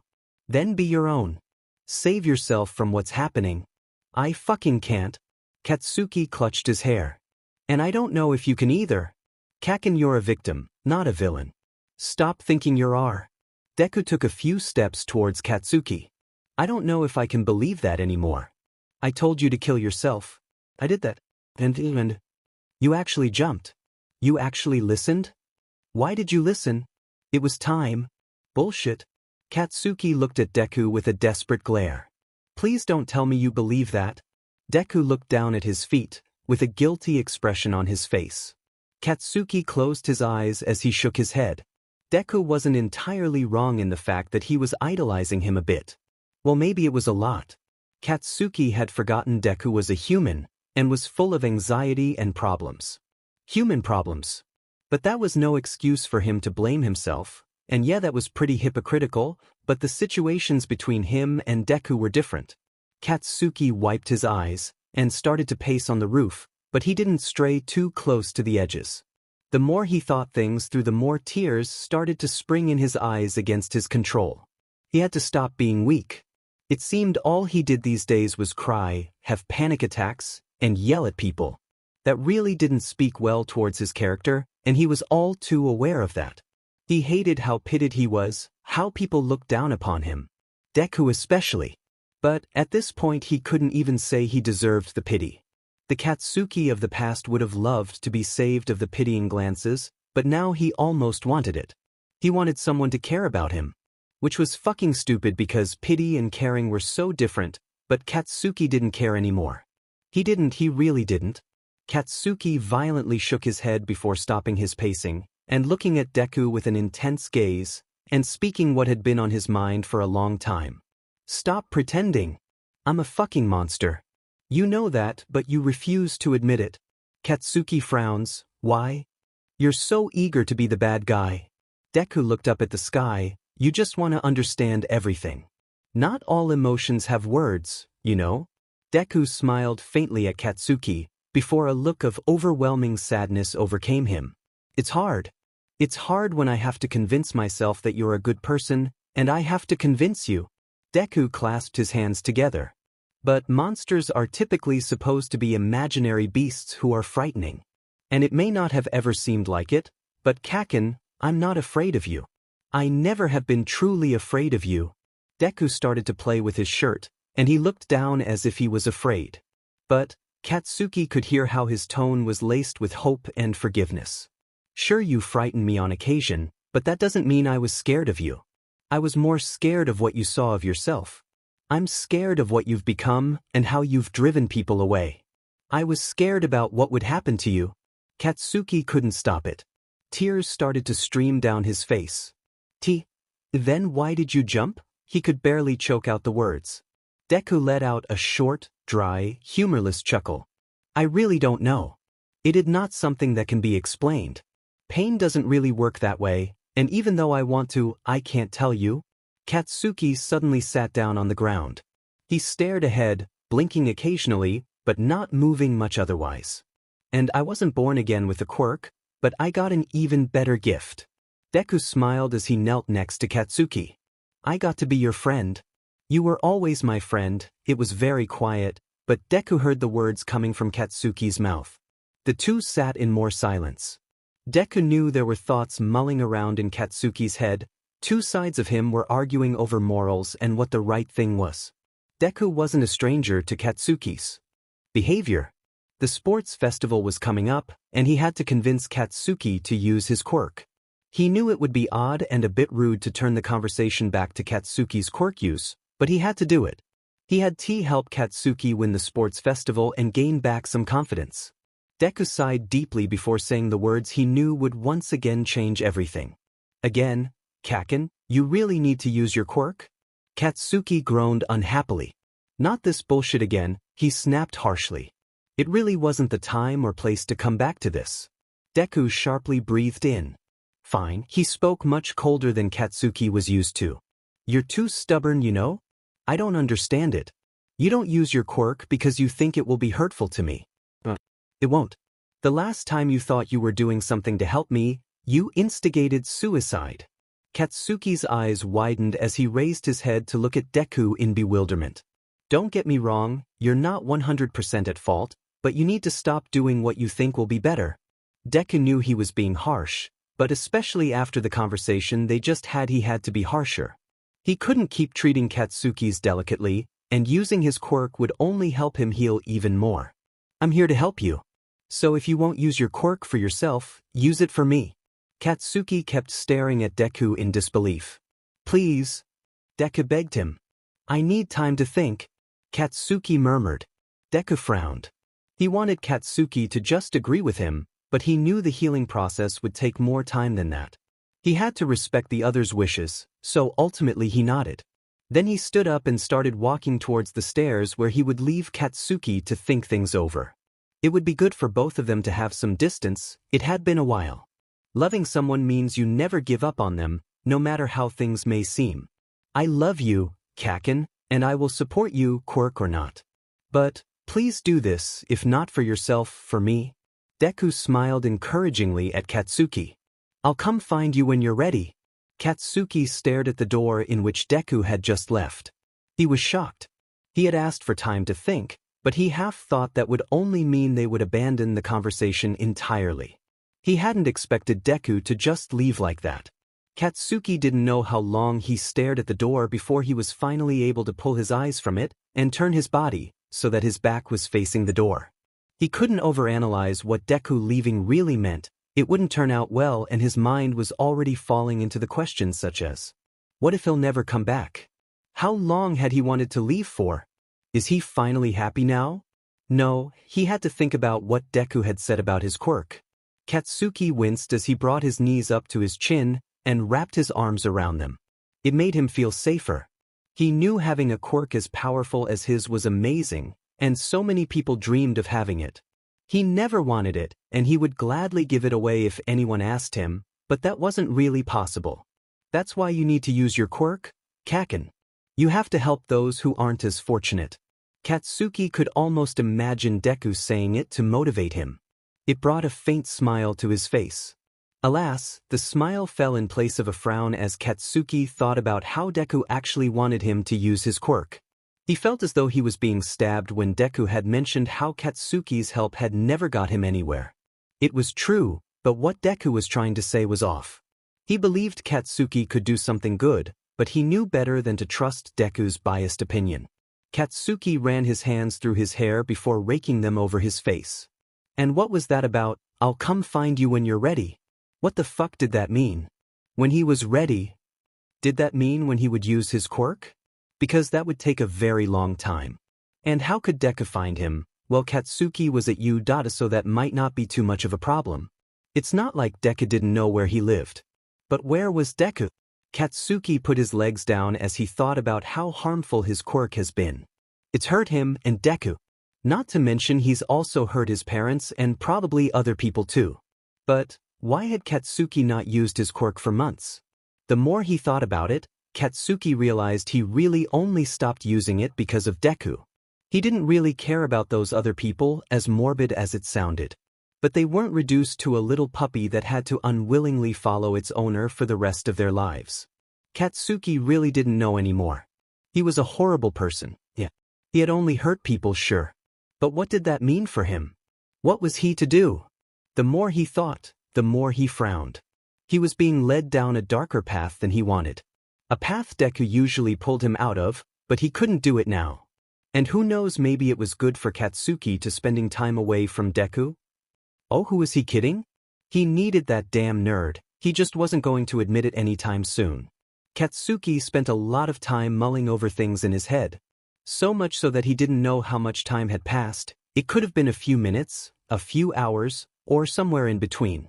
If lunch was over, someone would have come and got him, right? Maybe not. His classmates weren't too fond of him, and other classes had no stake in his business. The teachers didn't really care either if you consider what they did at the USJ. Any example. It was all too much. Too many unknowns. He didn't know what to think anymore. Katsuki groaned. His brain was overloaded and it was hard to think. He knew what he should do, what was the right thing to do, and he knew what he wanted to do and what would be better for him to do. So what was the best choice? He didn't know. "'Tis a blessed day, is it not?" An airy voice spoke out from behind Katsuki, surprising him to the point where he might have made a small noise. Of course, if anyone asked, he would deny. The fuck? Katsuki's tone was sharp, but he was genuinely confused. He turned his head to see the Class 1B girl with the plant hair. Plant girl? I was merely reflecting upon the wonder in which is this planet. The girl sounded like a hippie or extremely high, and Katsuki didn't have time for her bullshit. He had some real-life contemplation to get to. Katsuki scoffed at her as he picked up his full lunch and got up to leave. A hand grasping his wrist stopped him from going anywhere. The girl had a hard grip on his wrist, and she looked at him with eyes that sent waves of danger rolling over him. She had an intense stare. However, Katsuki didn't let that stop him from glaring right on back with a glare he hoped could rival hers. He wrenched his wrist from her grip and crossed his arms. "What?" he asked gruffly. It wasn't phrased like a question, it was phrased as a threat. The girl's face broke out into a bright smile as she sat down on the roof and crossed her legs. "I was only hoping you'd sit with me on a day like this." Katsuki narrowed his eyes. She wasn't being this nice to him for no reason. She wanted something. Although, it was good to know she didn't spit out religious or hippie nonsense every 5 seconds. He weighed his options. He could either sit with this strange girl, or leave and probably find another spot to eat in solitude, with whatever time he had left of lunch. Katsuki massaged his forehead before finally deciding he really didn't have much to lose. He sat on the floor a good 3 feet away from Plant Girl. He wasn't a fan of people invading his personal space, and Plant Girl didn't seem to mind.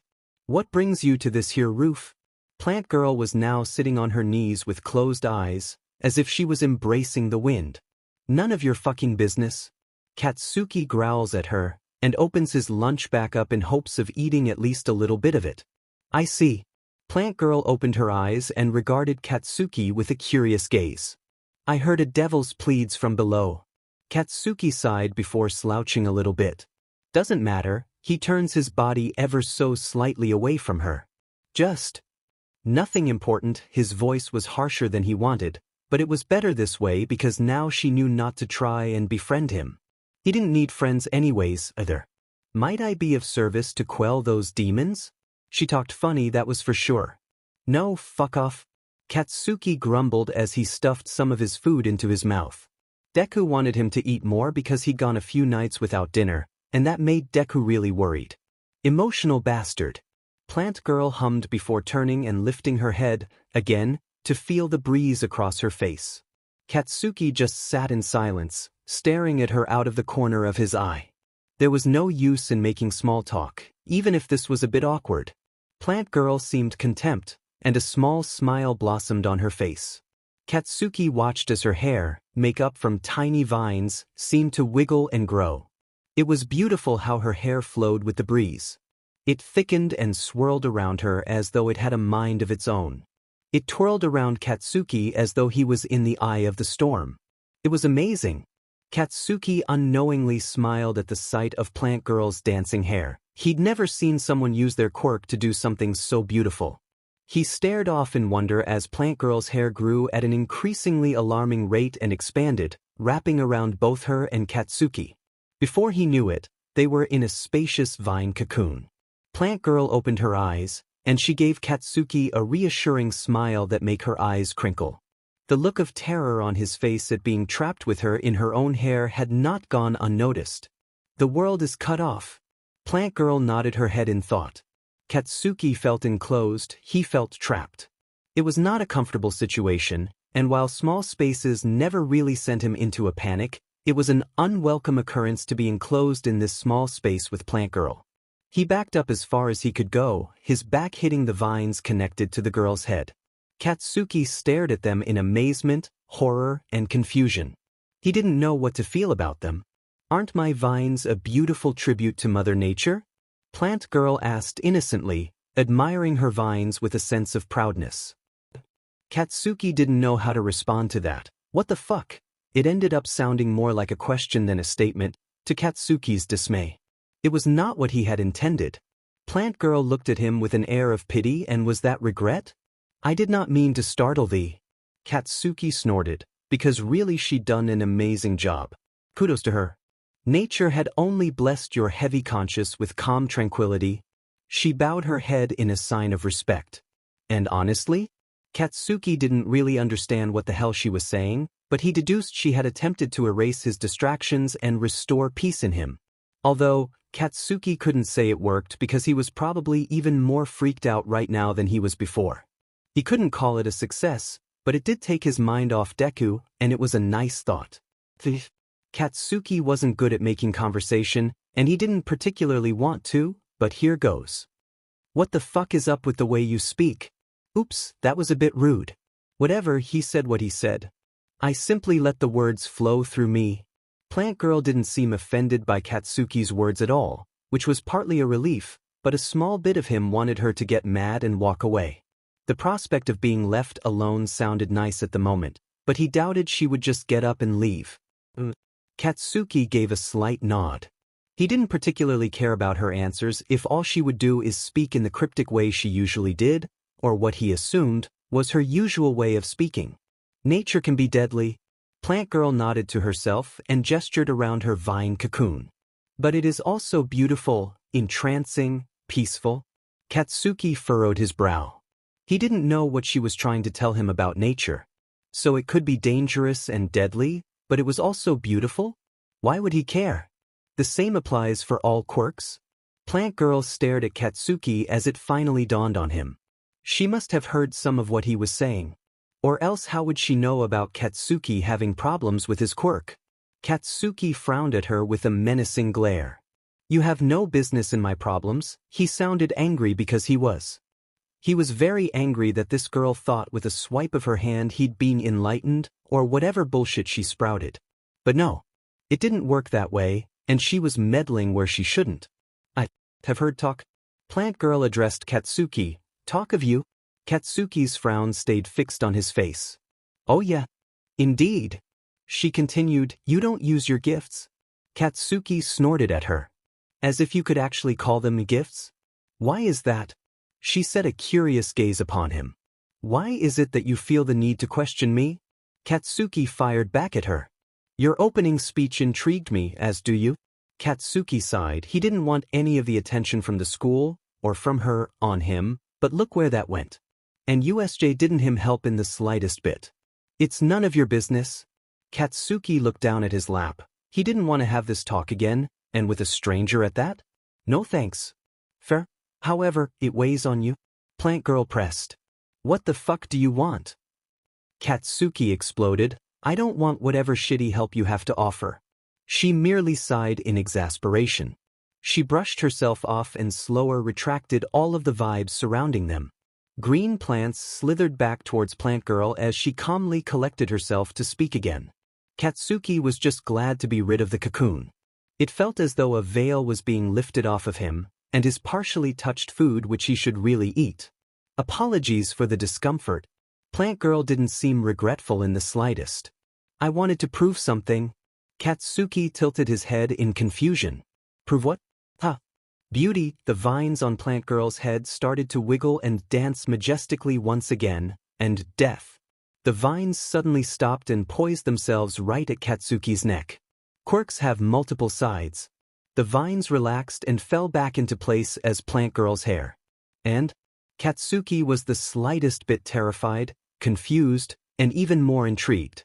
It takes effort, but no quirk is a sin. Only a sinner makes it so. Plant Girl said in finality before turning her attention back to the sky and the environment. Katsuki's brow creased for the 1000th time today. First Deku, and now Plant Girl are yapping about how he should use his quirk, and that it wasn't evil necessarily. Katsuki thought he was on the highest setting of the bullshit meter, but it looks like it just went up. Still, you are strong. Plant Girl closed her eyes as she let the breeze flow through her hair. I respect that. Katsuki stared at her analytically for a few seconds before turning his attention back to his lunch. The two sat next to each other, in silence. A smile grew on Katsuki's face as he quietly ate. Maybe Plant Girl wasn't so bad. Although he was not strong. No, Deku was strong. He was weak and he wouldn't be using his quirk. The more Katsuki thought about Deku and their argument, the more he worried. There were so many what-ifs, so many loose ends and so many things to be unsure about, it was unsettling. However, Plant Girl's calming presence chasing away many of those more demeaning, angry, and scared thoughts.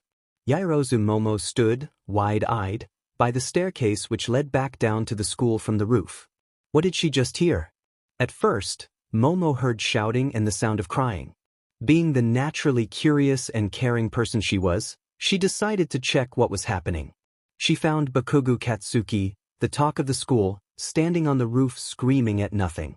Well, more like no one. He went on and on about not using his quirk, and being a monster? What? Momo was bewildered. She had never come across anything like this and she wasn't quite sure what to do. Momo never interacted with Bakugo. She had seen him at the field trip to USJ, where he had bravely protected her teachers and classmates. She was witness to his ranting on the incompetence of UA. It was something Momo didn't know about, and it frustrated her to hear that her school was not well protected. Her parents weren't very pleased when she told them either. Overall, Bakugo was always a strange student in Momo's mind. He was stubborn and angry, but now she saw him vulnerable and sad. In the halls, he seemed to hide in corners and stomp around, as if he were trying to disappear and make his presence known all at once. The amount of whispers about him had doubled as well. Rumor had it he had a horrible quirk, but still thought he was better than everyone else. Yet it seemed like he didn't like his quirk.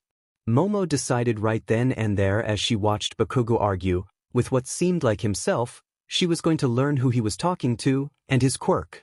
If anything, she was going to crack the mystery that was Bakugo Katsuki. As Momo continued to watch Bakugo argue, she felt the underlying urge to come out from her hiding place and quell his troubles. But she didn't know enough about him other than his explosive personality. As far as she knew, he was a threat. After a while, Bakugo became silent as if he just lost. He stared at the door with a shocked look on his face. It was something Momo hadn't seen from the boy, anger being usual when she passed him during the brief times she'd seen him. However, he wasn't alone for long. Momo watched as the plant girl, Shizuki Ibra, from Class 1B, approach Bakugo and start talking to him. Momo felt like she was intruding too much on their personal freedoms, and she turned her back on the pair right before a green cocoon enveloped them, but Momo didn't know that. She sat back down where she was originally eating lunch before the screaming she heard. The roof was a preferable place to eat. It was much easier to carry a tea set up there than in the cafeteria, after all. Momo's hand shook as she raised the porcelain cup to her lips, her grip so tight on it that her knuckles turned white. For the rest of lunch, Momo's thoughts were on Bakugo. Was he insane? Did he hear voices, or was he trying to figure out a problem and saying it out loud was easiest? Momo shook her head. There were thousands of reasons, but the most probably being insanity. Right before the bell signaling the next period rang, Momo pledged to monitor Bakugo Katsuki and learn what exactly was wrong with him. Shinso Hitoshi was miserable. No, miserable wouldn't cover it. He was betrayed, agitated, annoyed, done. That was more like it. He had hoped, well expected, his lunch to go smoothly, albeit a few angry glares from Bakugo and maybe a few arguments. He wasn't expecting half of Class 1A to trail him to his usual table and ask him questions. Well, there were only a few asking questions compared to how many people were there. Hitoshi didn't like drawing unnecessary attention to himself. It never led to good things when it came to him. Recently he had heard rumors about Bakugo and a field trip. He seemed to gather both admiration and criticism for it, but Hitoshi was never one to listen to rumors, instead relying on his own ability to figure shit out. Hi, I'm Kirishima Aijiro. Sorry to bother you, but you're friends with Bakugo, right? Hitoshi groaned as the boy with spiky red hair leaned towards him and waves his hand in front of his face. It seemed to be fruitless to just ignore the group. They were persistent. Too persistent. I wouldn't call us friends. Hitoshi deadpanned as he continued to eat his lunch. What a joy this conversation was turning out to be. That's better than us. Kirishima continued as he took a seat across from Hitoshi. You don't mind if we sit here, right? Hitoshi stared at him without showing emotion. It was a bit late for that question, seeing as he was surrounded by a gaggle of students he didn't know and didn't want to know. Keep it short, what do you want? Hitoshi just wanted to eat his lunch in peace. A girl with short brain hair said as she clasped her hands together, leaving her pinkies apart. Hitoshi wondered what that was about. We wanted to ask if you knew where Bakugo was. She was too cheery in this situation compared to how Hitoshi felt. It was slightly annoying. No, now leave me alone. Hitoshi grumbled as he went back to eating his food, hoping the students would simply walk away. Alas, he wasn't that lucky. We really must see him. a tall boy with blue hair pressed while he waved his hand in front of him to make his point. Hitoshi rolled his eyes before putting his chopsticks down and addressing the boy. Look, I don't care who the fuck you are, but I'm not in charge of Bakugo, so go find him yourself and leave me alone because I really don't care about your problems. Hitoshi picked up his chopsticks and went back to eating his meal. I can see why him and Bakugo are friends. A blonde-haired boy with a black lightning bolt in it murmured. Hitoshi rolled his eyes because, yes, he could hear the boy's stupid remark about him and his explosive acquaintance. Hey, let's be civil here, Kirishima said, trying to keep the peace. Look, I just said the wrong thing to him and I want to apologize to him, so if you see him maybe let me know or something. Sorry to bother you during lunchtime. Hitoshi looked at the group one more time and saw the slightly ashamed looks on each of their faces. Well, on the face of a boy with half red and half white hair, along with a burn mark across one eye, there was only a neutral expression to be found. How curious. Whatever, Hitoshi said in a tired tone, maybe give him time and don't press him. I bet he'd be sitting with me right now if it weren't for you idiots. There was truth to what Hitoshi said. Bakugo was nowhere to be found, and he could only guess it was because of these Class 1A students. It made him wonder, just what did they say? Bakugo was a force to be reckoned with in everything but his quirk. What happened exactly? Hitoshi looked back up at the frowning and ashamed looks on the students. Accompanying them were looks pity.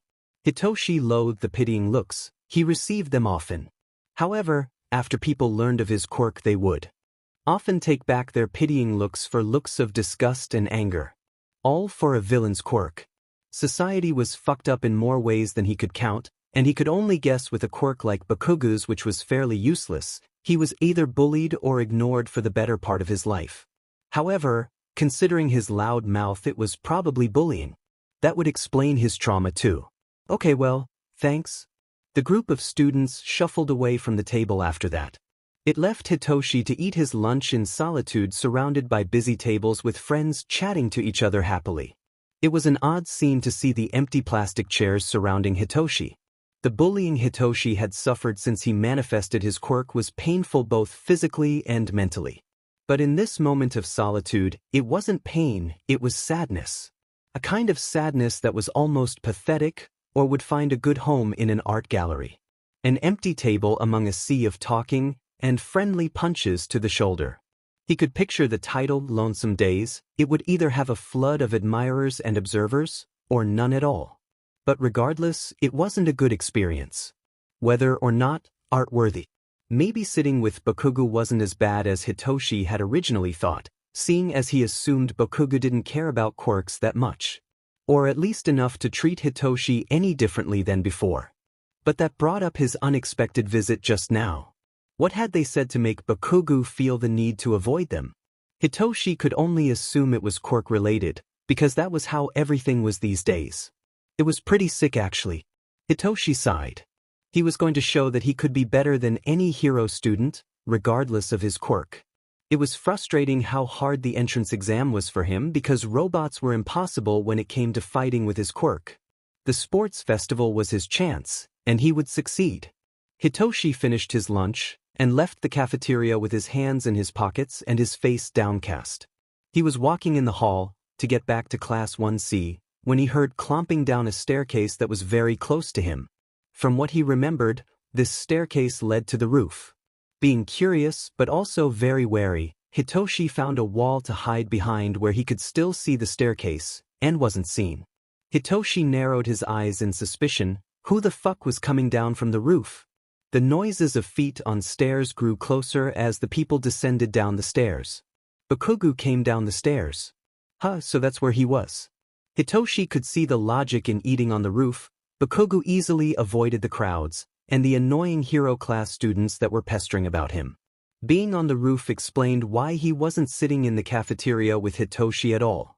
Hitoshi was ready to walk the other way, but another figure came down from the stairs. It was a girl with green vine for hair and an airy presence. Hitoshi remembered her giving the opening speech for Class 1B, the other class studying to be heroes. That's who Bakugo was with. A hero student of all things. The two didn't speak a single word to each other, and instead Bakugo offered her a single nod before heading off towards Class 1C. The girl smiled and waved at his back, before walking back to her own class. Hitoshi didn't know what to think about the two of them being on the roof together. Did Bakugo like Hero Course students more? Was she a better friend than him? And especially after Bakugo's speech that portrayed some disdain for the hero courses, and now he was all buddy-buddy with them? Something must have happened, but what was it? What did it matter, anyways? Bakugo and him weren't even friends in the first place. There had been a lot of rumors surrounding him recently, and Class 1A's trip to the USJ or something. Maybe he became friends with hero students there, or some bullshit. Regardless, Hitoshi tried to not listen to the rumors that much. Rumors never spawned anything good, at least when they involved Hitoshi or anyone he cared about, but he didn't care about Bakugo, so it didn't even matter. Hitoshi sighed deeply before he leaned his head against the wall in front of him, trying to make his mind blank. He didn't want to think about these things right now, and he had practice in emptying his mind of all thought. It came with the years of bullying. After a while Hitoshi figured out that if his mind was blank he couldn't react to anything. He couldn't give them the satisfaction they wanted. Physical pain would hurt, but it would heal with time, so if Hitoshi could spare himself from the mental pain, then he figured he'd be okay. Hitoshi didn't know how long he blanked out, but he was startled out of by the sound of foots coming down the stairs, and the clank of what seemed to be porcelain maybe? He couldn't exactly tell what it was. Hitoshi gathered up his thoughts, and tried to ignore the blankness and his anxiety, instead thinking about who was coming down the stairs. He carefully stuck his head up to see who it was. He saw another girl coming down the stairs. She was clutching a porcelain tea set in her arms, and she carefully maneuvered around the stairs as to not drop any of the precious china plates and cups. Hitoshi noticed a book wedged under her arm as she attempted to carry too many things at once. He could only guess she was rich. After all, who else would bring a tea set to school? It was a bit absurd. But what piqued Hitoshi's interest was the expression on the girl's face. It was as if she had found out about something she shouldn't have. It was a face of wariness and caution. How curious! Hitoshi was always naturally good at reading people's expressions, but now he excelled at it, after using his skills as one of the only ways to distract himself from his past loneliness. He cocked his head to the side as the girl looked down the hallway cautiously, obviously missing Hitoshi, before heading down the hallway, following where the vine-headed girl went. Hitoshi vaguely remembers her being part of Class 1A, but that was about it. What was she doing on the roof? Hitoshi didn't know if that was her regular eating spot, but his interest was piqued by her, Vine Girl, and Bakugo. They all had something in common. They were all up there for a specific reason, and some little voice in his head told him it was because of Bakugo. Hitsuhei narrowed his eyes. He'd keep an eye on him for sure. The bell rang, dismissing Hitoshi's insecurities and curiosities. He casually strode out from his hiding place and walked back to Class 1C, where he found maybe half of the class sitting and talking with each other. Bakugo and Hitoshi nodded at each other before he sat down, and the day continued. How curious indeed. The room was dark. It was dimly lit by a few lamps casting an orange glow across the walls. Bottles of alcohol were carefully placed on mounted shelves, and most of them were dusty as though no one had used them in a very long time. 2 glass cups with melting ice cubes were on the counter. It was most certainly a bar, and what seemed an abandoned one at that. Except for 2 figures, both stood near a static TV. It was hard to make out too many details in the dim light, but one figure was wearing all black and had a duller periwinkles colored blue hair. It seemed to be natural, and was matted with what was probably sweat and grease. The other figure was wearing a nicely tailored suit. He also wore a large metal collar around where his neck should be. Instead, all that was there was a dark mist with 2 yellow splotches as eyes looking at the TV. Sensei? The blue-haired man spoke out in a raspy voice. What do we do now? It seemed as though he was talking to the television, not the other person who stood in the room with him. Your attack failed? A disembodied voice spoke out from the television, but there will be more chances to end All Might. The blue-haired man flinched at the name in disgust. All Might was clearly a foe, and one whom the group was determined to defeat. The voice from the television spoke again. Although there was no face to accompany the voice, anyone could tell whoever it was had power. The way they spoke was grand and powerful. They were not someone you should mess with. Watch the first year's sports festival.